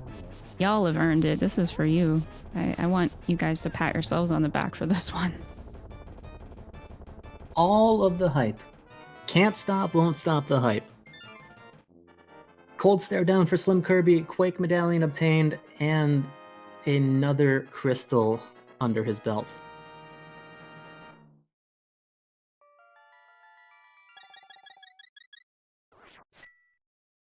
So now that he has that Quake Medallion, I expect that we're going to see a mirror and then a flute over to 6 to go to Misery Mire. You know, the interesting thing about these checks that Rick is doing is that the Fire Rod could be here. And that would be another good item for him to have. That Slim presently does not, but Armos Knight's the only remaining check in this location. All we can do is wait and see for another moment.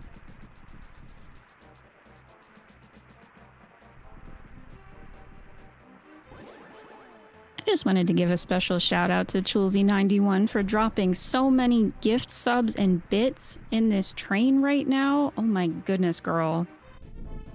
You are just so generous, and I love you, and I needed you to know that. Also, once again, all of these bits and subs are going towards charity as well. It's all going to BCRF.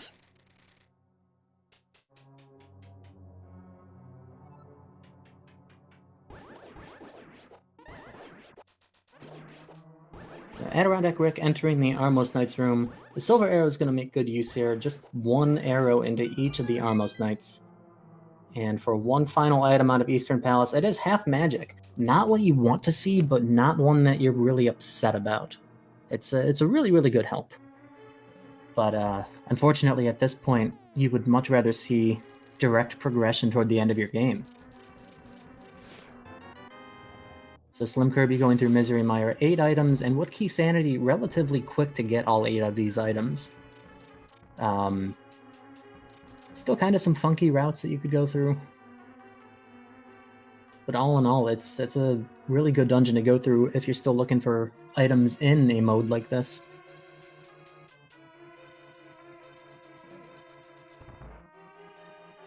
I mean, in terms of locations that we have remaining, the big ones that I'm thinking of, aside from Misery Mire, are, like I said, I don't think that we've seen the Aether Tablet yet. Slim doesn't even have the book, so if Fire Rod, for instance, is on the Aether Tablet, that could be another thing that sways us back into Rick's favor. We are getting the Butter Sword, the 4th sword out of Misery Mire. It looks like Rick might actually be going to check on the pedestal right this moment. And honestly, that's one that I had not considered.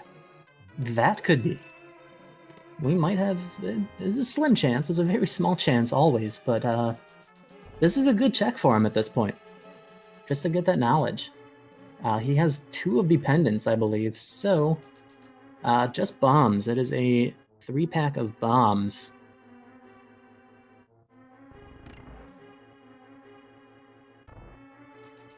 So he's starting from the mountain cave now, and we'll get his boots shortly.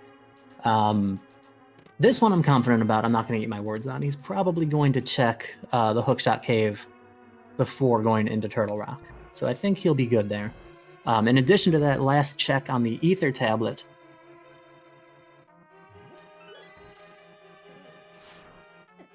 and right this moment, if you are rooting for Adirondack Rick, and you were hoping to see the Fire Rod on this Aether Tablet.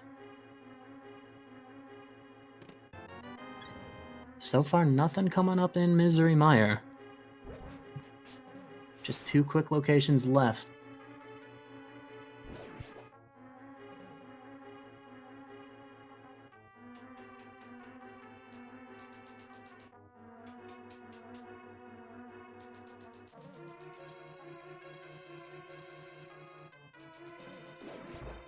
And just a heart piece. So, the book, a complete non-issue. We will not need, or rather, Slim will not need to go and take care of Palace of Darkness. I believe that I saw a 13 out of 14 for Rick's screen when he was in Palace of Darkness, so there might still be an item left there. That could be an unknown. But it's possible that it's one that Slim was able to pick up when he was going through.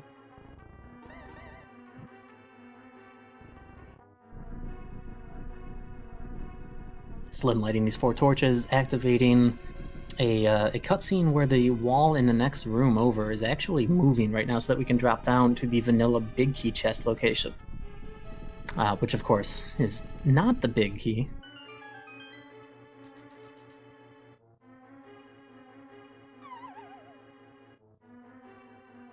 The Aether Tablet was just a heart piece. Red Rupee out of the big key chest in Mire. It's like one of those games where it's always right color, wrong item at this point. And whether it's like the flute that you need where you just find blue rupees, or in this case the Fire Rod and you're just finding red rupees. Adirondack Rick feeling a mix of emotions right now, finding the mushroom followed immediately by the boots. One you don't want, one you always want. We'll see if he decides to make the same quick check on that mushroom that Slim did, or if he's going to go straight to get that flute and head over to Misery Mire. He's going to need to hit Bonk Rocks. There was a big key there for Turtle Rock, but he's going to do that on his way into Kakariko to get the flute. And Slim Kirby just a couple of rooms away from the boss of Misery Mire, Vitreous. One of the bosses in this game that is infinitely easier in the rando than in the vanilla game. Because of those silver arrows, they will kill all of the small eyes with just one arrow and the big eyeball with two. Aside from performing any sort of glitches, actually impossible to get the silver arrows in the vanilla game prior to Misery Mire, because it requires that dungeon's crystal.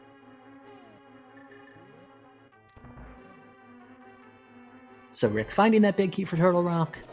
I can't tell if that was a happy arrow or a sad arrow on the chest afterward.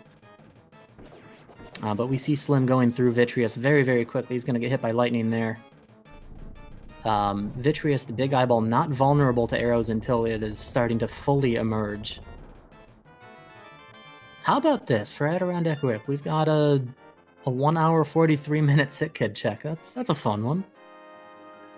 And Vitreous having the 4th Turtle Rock small key, so I think that's a pretty clear indication for Slim at this point. Get back up to Turtle Rock. You don't have to worry about misspending a key on that lava chest.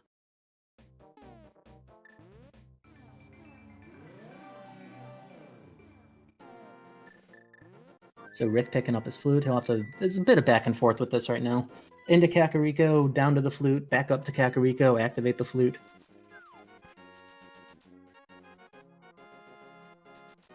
But it is necessary. And I suspect Slim Kirby actually making a trip to the bomb shop to pick up the big bomb and head to the Pyramid Fairy. Makes good enough sense to me. 2 quick items. I'm not sure what else... Honestly, I'm not sure what else either runner has. There's probably a small handful of things that one has that the other does not. But I don't think there's much, though. I feel confident saying that. Like, the mountain's got to be on Slim's mind, as well as Rick's, as soon as he's done with Misery Mire in a moment. However, the one thing that could be on Rick's mind that Slim does not have to worry about, I don't believe that Rick ever went through the back of Thieves' Town, despite he should have that big key. So it's possible that he keeps that in mind and heads there even before going back up the mountain for Turtle Rock.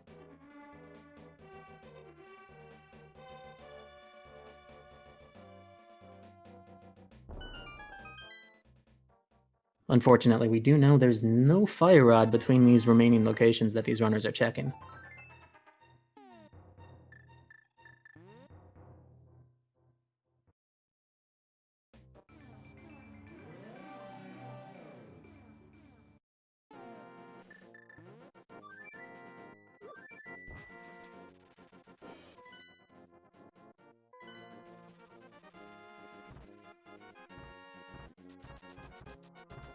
And a quick flute up the mountain for Slim Kirby, and he's going to be heading over to the east. Turtle Rock is all that he can do here at this point.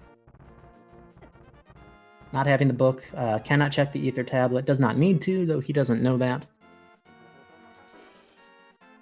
We are just a fire rod away from go mode. We have the Ganon's Tower big key once we get all 7 crystals. You do still need a small key when climbing up the tower. Granted, we have a couple. And even if we didn't, there's one that's under a pot at the beginning of the dungeon and one in an enemy as a drop at the top of the tower. So even if by some chance we were able to enter Ganon's Tower in a few minutes, with just the big key, we would still be okay to progress through the tower and complete it.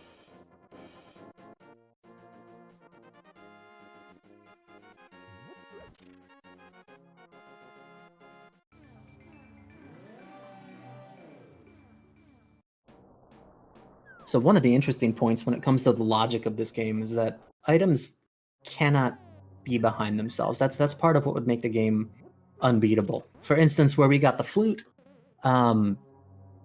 if the boots had been there, the boots are required to get that. That would be an unbeatable seed with this logic setup. Likewise, with Slim Kirby in Turtle Rock right now, the rooms to the right have torches that you light to progress to another room to open a couple of locations. So the fire rod cannot be there. So that's another thing that when you're looking for certain items, it becomes easier to identify locations that you know that item can't be. In this case, there's locations we just can't even check. But either way, it saves us some time because there's less to do. Turtle Rock is really my big curiosity right now. I think the Fire Rod has to be here. I honestly can't think of another location that it could be. Like I said, maybe finding the Thieves' Town small key, which at this point that would be one you don't want to see. Because we are nearing that point where you would have to go check it, where you're running out of actual things to do. Small key to Skullwoods on the lava chest, that's fine. Not a concern at all. Once we find that Fire Rod, Skullwoods is beatable at this point without any issue.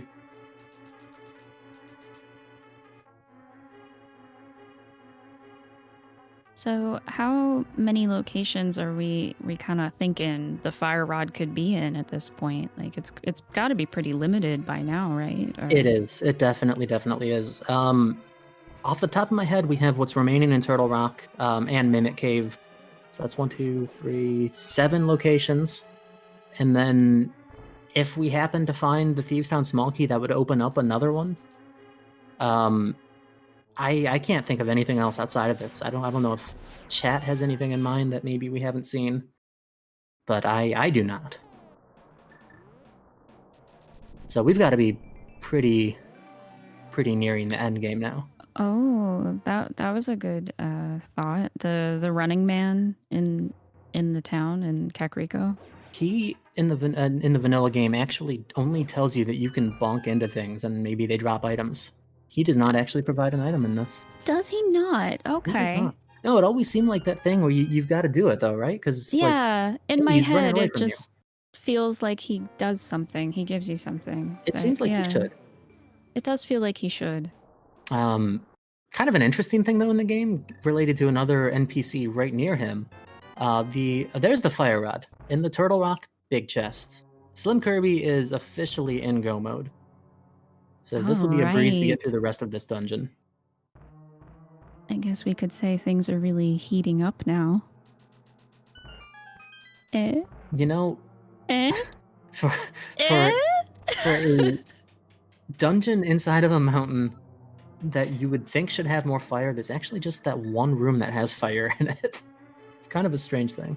It's also called Turtle Rock, and there's no turtles in it, except for Trinox. But you don't get the turtle enemies that you do in the Palace of Darkness.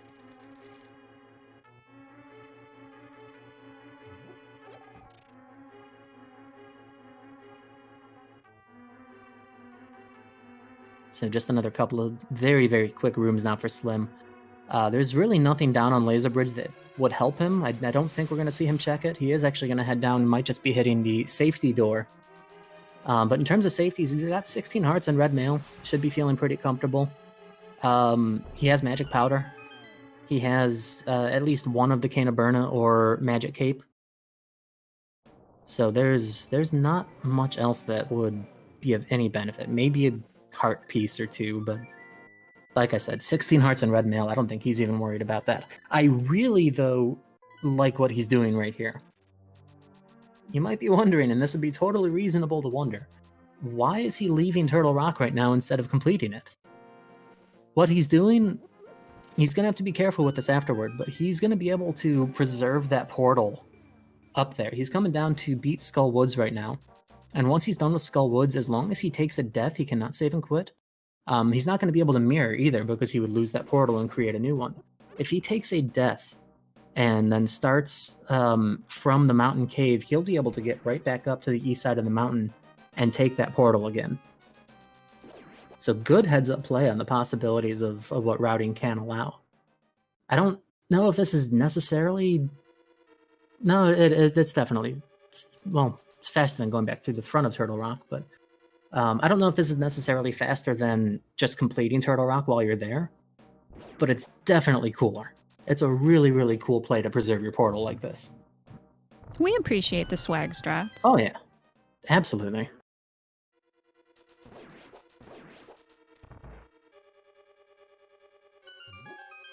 It's also really interesting to me the fact that, of course, they have no idea where the other is for spoiler reasons. So, like, it always makes me wonder, do they think that they're in the lead? Do they think, like, oh, yeah, I've got this in the bag? Or are they wondering, like, oh, the other person definitely would have checked that first or got this item faster. I'm so behind, you know?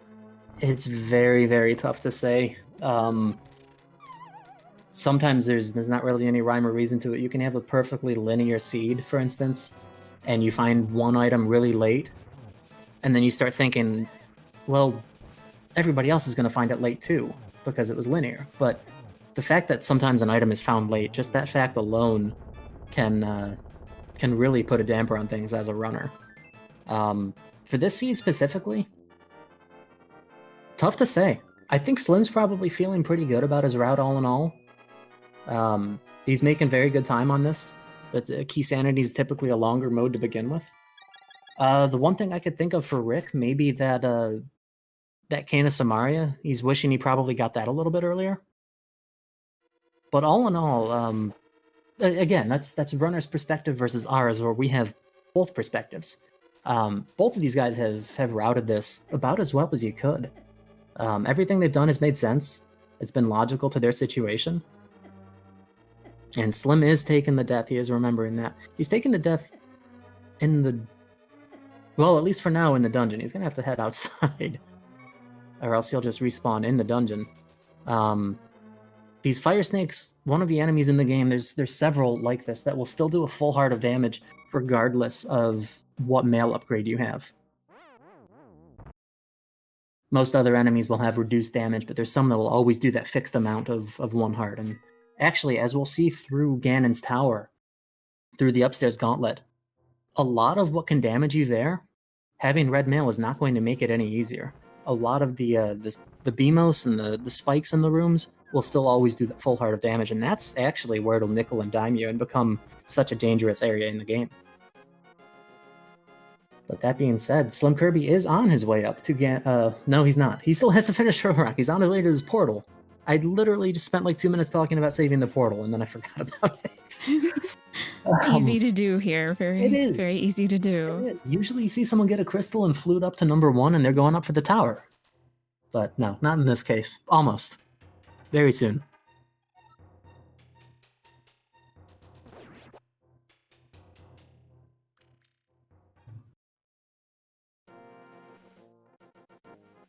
So Rick is just a couple of rooms away from getting his fire rod. Slim is about to enter back on Laser Bridge and just go take care of Trinex.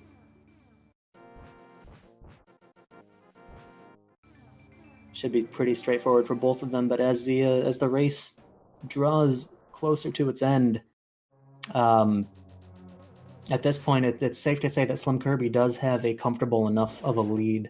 Rick is still going to have to descend the mountain and beat Skull Woods, and then climb the mountain again to either finish Turtle Rock or just enter Ganon's Tower, depending on what he does after getting the Fire Rod.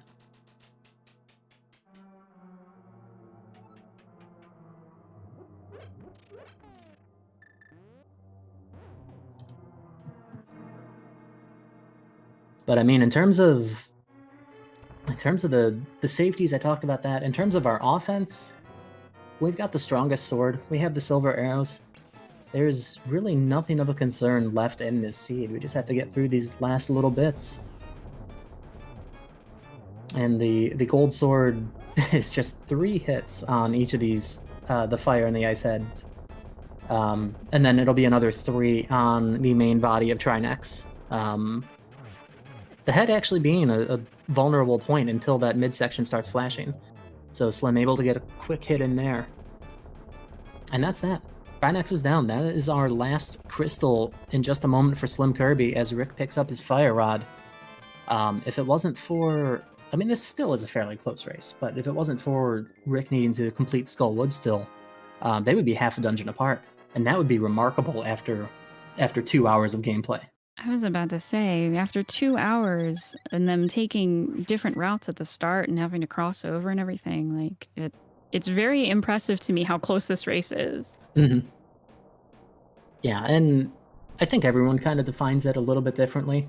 But especially for a 2-hour race, if there's a finish, for instance, within 10 minutes of the other person, that's a good show. That's a good race. That's a lot of fun to watch.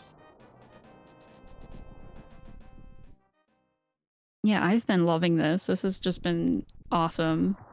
You can tell like both of these runners really know their stuff. I know I'm more acquainted with Slim, but I know he's been doing this for a long time, so it's really cool to get to see him racing. Yeah, I want to say off the top of my head it was, and if I get this wrong, he'll probably let me know. But I want to say it was the fall of 2017 during that tournament that I became acquainted with Slim, and I had known Rick a few months prior to that during the very first tournament in the spring of 2017. So yeah, it's just a great example of a game bringing people together. These are two very good friends of mine that I met because of this game. So it's been an honor to be on the call for it, and for such a great event that's clearly gone super duper well just on its first day. So shout out to all of you for making it so great.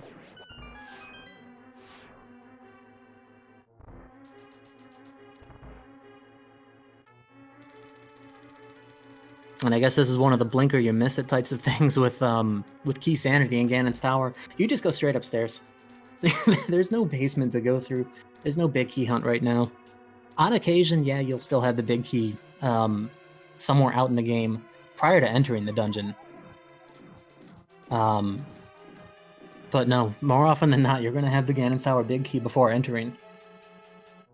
And it's just a super quick dungeon. You're talking, honestly, maybe 5 minutes, 5-6 minutes just to make through the climb in Aga 2.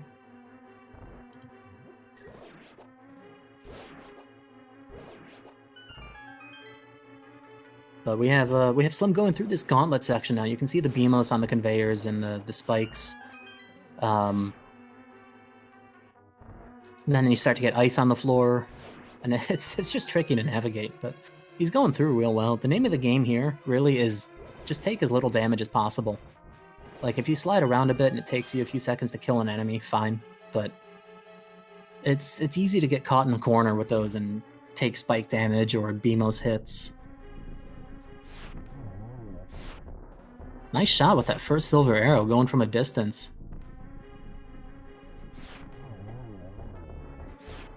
Silver arrows, of course, making this fight quite a bit easier as well. Alternatively, 2 slashes with the butter sword will also work. I mean, if you think about this, like, this is, it still amazes me as a player, how quickly Ganon's Tower is in Key Sanity. Like, I consider that boss refight to be pretty much the halfway point of the tower, and we're already through it. Like, this just takes no time at all. These rooms are pretty straightforward. Just kill all of these Wizrobes, and then we've got a couple of torch rooms coming up, and we're pretty much done. There's really only a handful of rooms left that are gonna, you blink and you miss it. They're gonna go fast.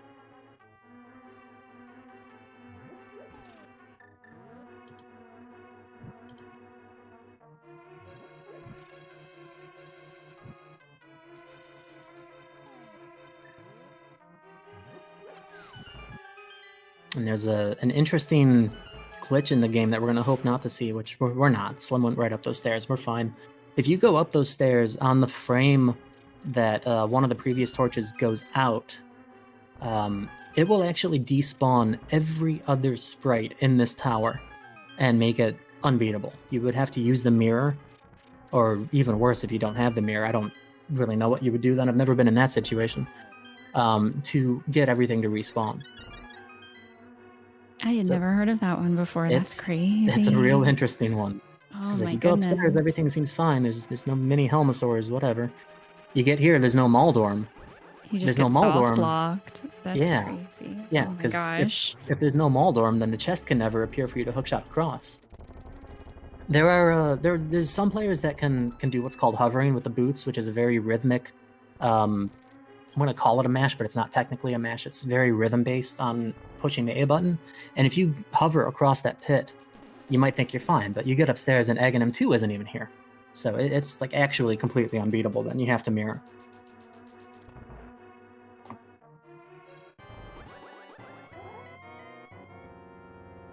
Speaking of Aghanim 2, that's where Slim is at right now. It's going to take 6 hits with the energy balls, just like Aghanim 1 would. The difference is we have 2 copies in this fight. They will always fire the regular energy, whereas the real Aghanim still has that 50-50 chance of a regular shot or what the community refers to as a blue ball.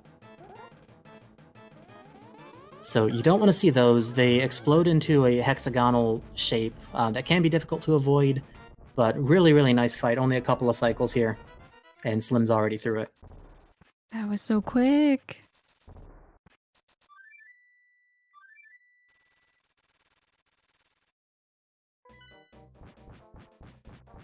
And with that, onto the pyramid. Slim Kirby's about to head into the final showdown against Ganon. Here's one of the fun things about this randomizer, folks. If this is your first time, Ganon's intro text is totally randomized. He says some pretty off-the-wall things.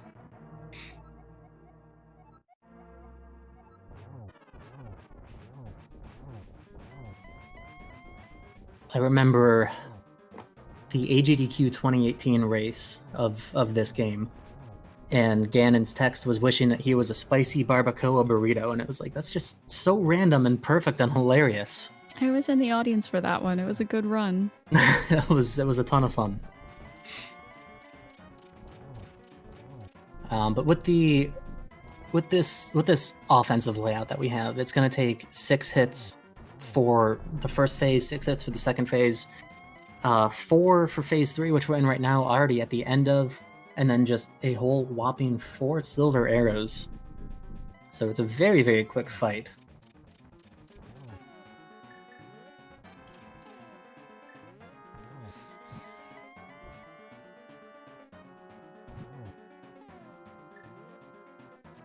Already on to phase 4. There is a glitch that you can perform here called Torch Glitch, where you light that left torch before the right one goes out for the first time, and then the right one will never go out.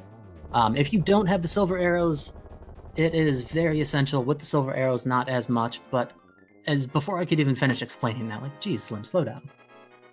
Ganon is done. Slim Kirby has defeated Ganon, saved Hyrule, and has finished with an official time. We have a race time room open of 2 hours, 4 minutes, 51 seconds. Not bad at all for Key Sanity. GG's, Slim Kirby. GG's, that was amazing. Really, really good race.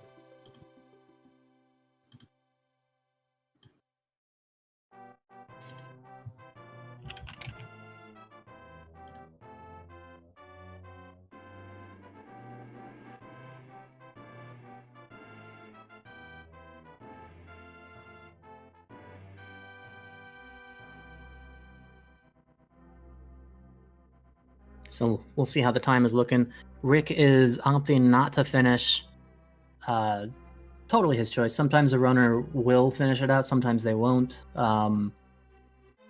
Sometimes the same runner will do something different each time. It really just depends. Mm-hmm. But we'll see if we have a bit of time to chat with them for a few minutes about how that went. Oh, of course. Yeah, it'd be great to actually hear them after 2 hours of wondering what's going through their minds. Yeah, we can ask them about some of those spots that we talked about. Like finding the hook shot right after doing Swamp Palace. Both of them did that, in fact, so that would be real interesting.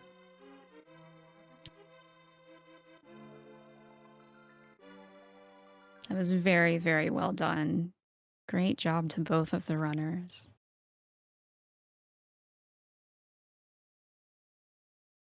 Now, we do have Slim Kirby with us. Adirondack Rick will be joining shortly, I would imagine. Well done. GG's. That was fun. I had a blast talking. How you doing, Slim? I'm doing pretty good. Honestly, like, I thought that was a really good seed, except for the one, the hook shot placement, but that's kind of on my end for not checking that early, but... You know what, I do want to ask about that. I'll ask about that, though, as soon as we get Rick in here. Okay. For reasons, because I think that'll be a fun point of discussion for a moment. And there he is, Adirondack Rick. Hello. Well, hello there. So, Hi. something that Slim was starting to allude to that you can both relate to. So I'll ask you both right now. That hookshot placement right after you both went through Swamp Palace for the first time. Yeah, I didn't feel good about that placement there, especially having gone through the trouble of going through swamp. Should have gotten it after doing desert, but it was a lapse of judgment there, and it turned out to be a Spear 1 location that could have easily have sent this seed into a different direction. But yeah, True story though. You both actually checked that maybe a minute apart. You were both in Wow. Swamp. And it might have been a little bit more, but it was very close that you were both in Swamp for the first time and then went over there. I will say though, Slim, the thing I was worried about for you for a while was that you might not be getting the Book of Medora from Helmasaur. Oh, okay. Fortunately, you were able to find the boots to get the flute to bypass that as your desert entrance. Right, yeah. I figured there was going to be something like that would have made a big difference in there. But for me, it was Green Pendant. Had to go for it at that stage. I mean, it made sense. If you were able to do it while you were there, then that's the play. Yeah, the only reason I didn't actually, because I was considering that because it was Green Pendant and everything, but I just wanted to kind of drag out that other small key for Palace of Darkness first, because the last thing I wanted to do was check one side of those items and then be wrong, and then just have to come back later. So I just kind of figured, I'll just wait till I actually see if I can drag the boots at some point out, and thankfully that finally got me on the right track. But yeah, that was Yeah, that hook shot took me off. That getting to the hook shot kind of was like the play that was like, and I think that's kind of what sent my seed off in the wrong direction for a while there, and it then took me a while to get back up the mountain. Yeah, because honestly, I feel like that seed could have been a very fast key sanity seed if we both actually got hookshot early. Because that would have, like, I was impressed at like how often I was finding things after getting that, because I was literally on the right track once I got that for the rest of the seed, pretty much. Oh yeah, like pure speculation, but like early hookshot in this case, you wouldn't have needed the mirror to get up to Hera, but you would have been able to do all of East Death Mountain, Light and Dark World much earlier than both of you did. So yeah, that would have been a very different story. Would have got the boots too, so that would have got those a bit earlier as well. This seed had a couple of evil aspects about it. Like you had to make the play to go into Skull Woods without the hook, without the fire rod, rather. I never mind doing that though. I never mind doing it myself, and getting the glove and getting the mids there was a big find in the pinball room, and obviously we needed to get to the fire rod. But yeah, and of course that fire rod then was locked very deep behind those mitts. Yeah. I feel like it's not the most uncommon thing to find the fire rod in Turtle Rock and Key Sanity. Yeah. But Slim, question for you really quickly. Yeah. Actually, this wouldn't matter because it was in the big chest. When you were in Turtle Rock for the first time, you didn't have the big key, but you would have been able to go for the lava chest and Mimic Cave. I was just curious what went through your mind that made you not do that.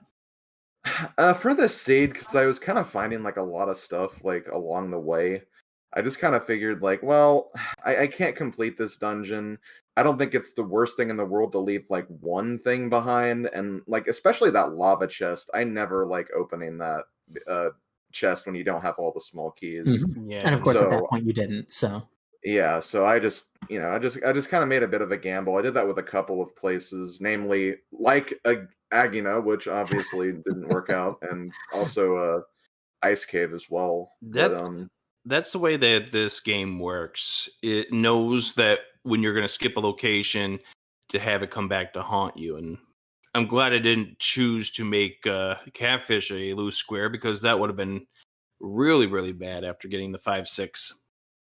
The one thing I will say about that fire rod location is it did allow me to showcase one of my favorites, I guess you could call it a trick for Randomizer, leaving the portal at the back door of Turtle Rock so you could come back to it, since I had to go back down and clear Skull Woods anyway. I don't think it would have saved that much time in the long run, but I just love doing that. I think it's a great attention to the game knowledge and detail. Yeah, no, that was one thing that I talked about for a minute or two, just explaining how that worked. And yeah, I'm not sure either if it would have been faster than just beating Turtle Rock while you were there, but it's definitely cooler. And Yeah, if it is slower or faster, it's not by much. I don't think it's yeah, a game-breaking difference. yeah. I mainly just wanted to show that to people Mm. because I thought that was. I've always been a fan of that little bit of It's knowledge. really cool. hmm But yeah, GG Rick, really fun racing this with you. Absolutely. Also, of course, thanks to Odin and everyone who's been a part of this marathon, putting this together. It's impressive how much we've raised so far, and it's been so much fun just watching and seeing all the stuff going on. And obviously, go ahead, Rick. I was going to say, what are we at now? What are we at now? We are at $5,739 raised so Nice. far. That's yeah, awesome. we got a lot of really good donations during that race. That's Yes. awesome. That's awesome. Thank you, Wonderful everyone work, who. guys. Thank you, everyone who ended up throwing in your donations for this. It's a good cause, and thank you to Odin for organizing this, and everyone else who's been working behind the scenes for this event. And thank you to DT and Iceman for helping out with this race. Mm-hmm. It was absolutely wow. My pleasure. Those are the words I'm trying to say now. Rick, you made me eat way too many words during that race. I don't have a tongue left at this point. What words did I make you eat? Oh gosh, you're just gonna have to watch it back and find out. Oh boy. dear. It's like There I were was, quite a few moments, yeah. I was speculating on where you would wind up going, both of you, and then you would just completely go the other way. It's like, oh, come on. But, yeah, no. Thank you for having me do this. It was a blast, and those items that you see at the bottom of your screens, folks, absolutely essential to a randomizer restream. So, Iceman, thank you so much as well for keeping those up to date and tracking for us. Mhm. Yeah, and just one quick thing I also want to say is obviously to echo what Rick said. Thank you DT and Iceman for helping the broadcast, and thank you Rick for also agreeing to do this race with me. Honestly, the kind of cool thing about this marathon for me is like everyone involved with it is people who I've known and worked with to some extent for many years. And then in recent years, since I've gotten involved in the randomizer community, obviously I've been able to work and interact with you three as well. So it's kind of really nice and special to see like a nice conglomeration of everything together for this one marathon. So it was really nice for me to have everyone here on board for that. New and old friends getting together to help out an important cause. Definitely.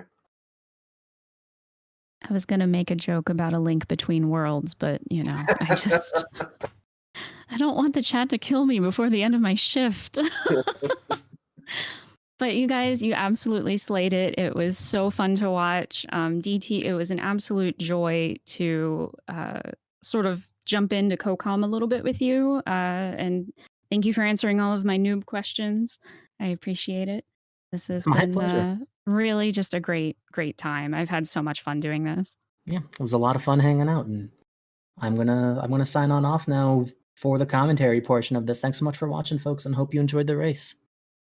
And help out as much as you guys can. Comfortably can, that is. Great cause. Thank you, Odin, once again. Yep. Thank you, Odin. Thank you, everyone involved. I'll sign off as well. And enjoy the cosplay creative vlog coming up. That should be a lot of fun.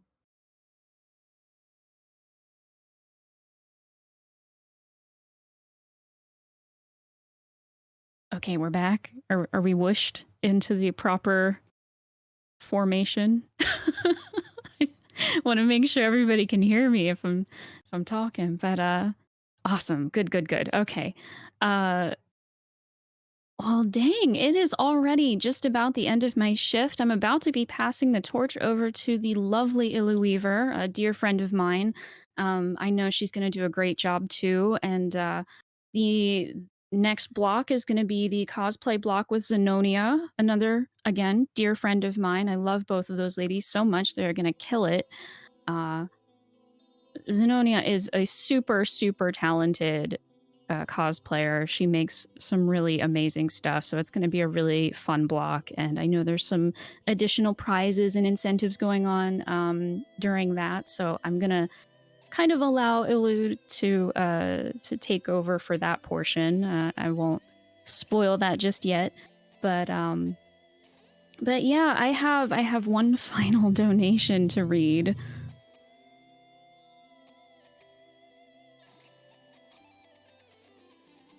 Pausing for dramatic effect and for my garage door to stop making noise.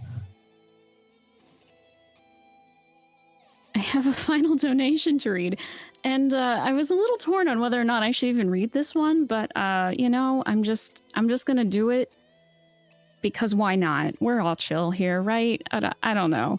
This one is $5 from. This one took me a few seconds to read it properly. Imbiamba Jones, I guess, and the comment just says "nice feet." So, thanks, I guess. I really hope that was one of my friends, because I really wasn't sure whether or not I should read that one. I was like, this could be a friend, this could be my husband being really just like cheeky, but I don't really know. Either way. It's money for charity, so I'm for it, right? If you know, but that's only for me. That's for my blog. If people wanted to send in cheeky donations for me, that's one thing. But be nice to Weaver. Don't make her say weird things unless she says it's okay. Oh, Chulzy even got the spelling right, so I feel like that's someone we know who is in on this. I could see Chulzy being the one who sent that. Oh my goodness. Either way.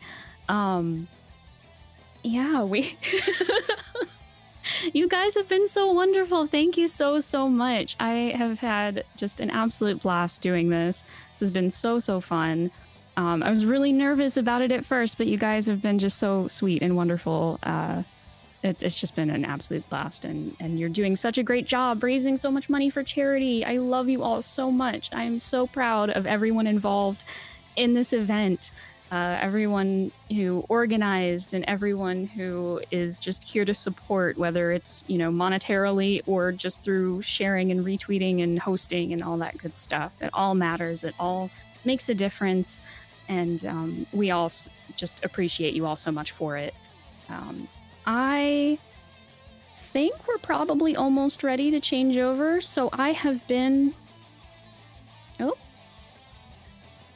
Okay, we're still going to be a little bit longer, but I have still been Little Foo. I haven't been streaming a lot lately, but I will probably be getting back into that sometime soon. So you can catch me at my Twitch channel. I will... Oh, Pixel beat me to it. He gave me a shout out in the chat. That's where I hang out. If anybody has had a fun time here and wants to say hi later, I would not say no to that. So, oh gosh, I was gonna say something else. I'm also on Twitter, but that's less important. And I'm gonna be hanging out later tonight. This was the end of my announcing shifts. I won't be doing any more donation reading, but I will be playing some Left 4 Dead 2 multiplayer tonight at midnight Eastern. So for anybody who wants to come catch that, it's gonna be a good time. I'm really bad at it, but you know, it should be fun. So, and it's for a good cause, so it doesn't matter if I'm bad. I have spirit. That's all that matters, right?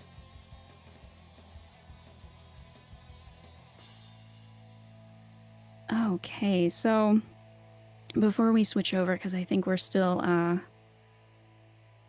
getting set up over there. We are still $80 shy of our Mega Man X4 Play All Cutscenes incentive. That is still something we really want to push for. Hold on, let me check the schedule really quick. We do have some time before that has to be met, I believe, but you know, if you want to meet it early, that would be cool. That'd be cool.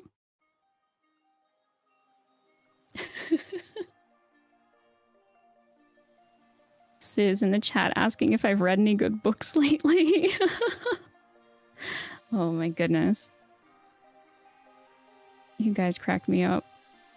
Also, Scottman, I wasn't on comms earlier when you made that huge donation, but I just wanted to say a special thank you for that because that is incredibly generous. I don't even have words. That is just mind-blowingly generous. So thank you so much for that. Again, all donations are going towards BCRF, that is the Breast Cancer Research Foundation.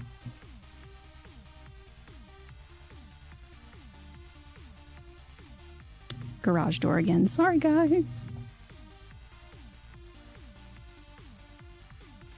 That is the Breast Cancer Research Foundation, and they have been active for over 25 years now, and helping to make the world a better place with advancements in research to fight breast cancer, basically, to improve the lives of those who suffer from it. They fund 275 researchers across 15 countries and 5 continents, so they are a global organization. They do really wonderful work across the globe, so this is, it has huge impact. So thank you all so much. I think we are good to switch over. I'm going to pass the torch off to Illu Weaver. Everybody be super nice to her and have a great time and keep donating and all those good things. I love you all. Have a lovely evening. I'll catch you all after, I'll catch you all at midnight. Bye. Hello, hello, lovelies. How are we all doing today? You guys are crazy in the best way. I cannot believe it. We are 12 hours into this marathon, and we are already halfway towards our goal of $10,000. How far can we smash that goal? I believe in you, chat. Hello, hello, beautiful people. Hello, hello. Most of you already know this, but for those who don't, I am the one and only Illu Weaver. You may call me just Weaver. And of course, this is the Stacked Gaming Marathon, whole weekend of non-stop gaming action in support of the Breast Cancer Research Foundation.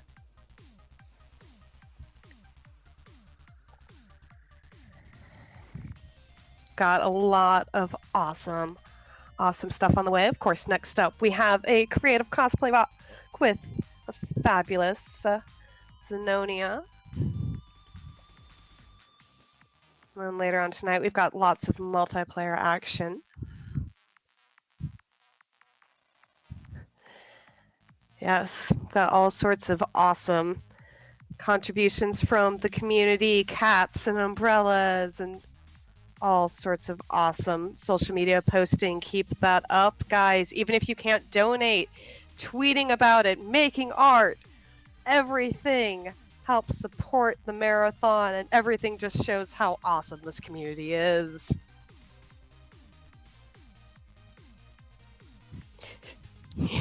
Yes, speaking of cats, so there's Marvin and all of Marvin's glory. Very cute, very cute.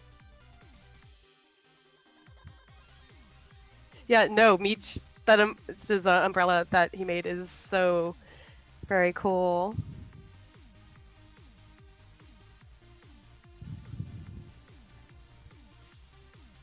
So, of course, we have not only is all of the bits, all of these subs, all of your donations going to the Breast Cancer Research Foundation, which is a wonderful cause, but it also gets us to those giveaway goals. We've already reached a few. We're going to have a giveaway later tonight for that very, very cute BCRF colored Batman Funko Pop.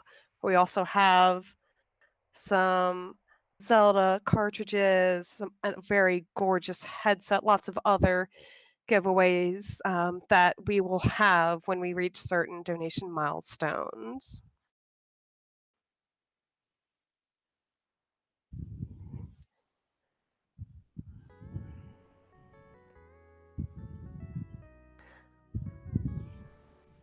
So, since we are heading into our cosplay block, I am curious, chat, how many of you have cosplayed before?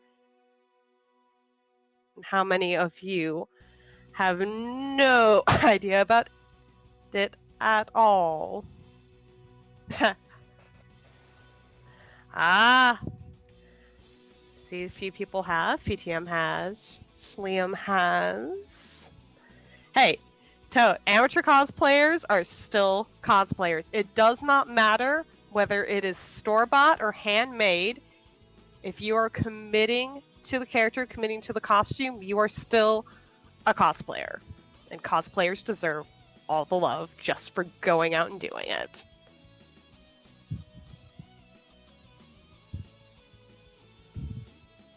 Handful. Ooh, heavy costume, Luigi costume.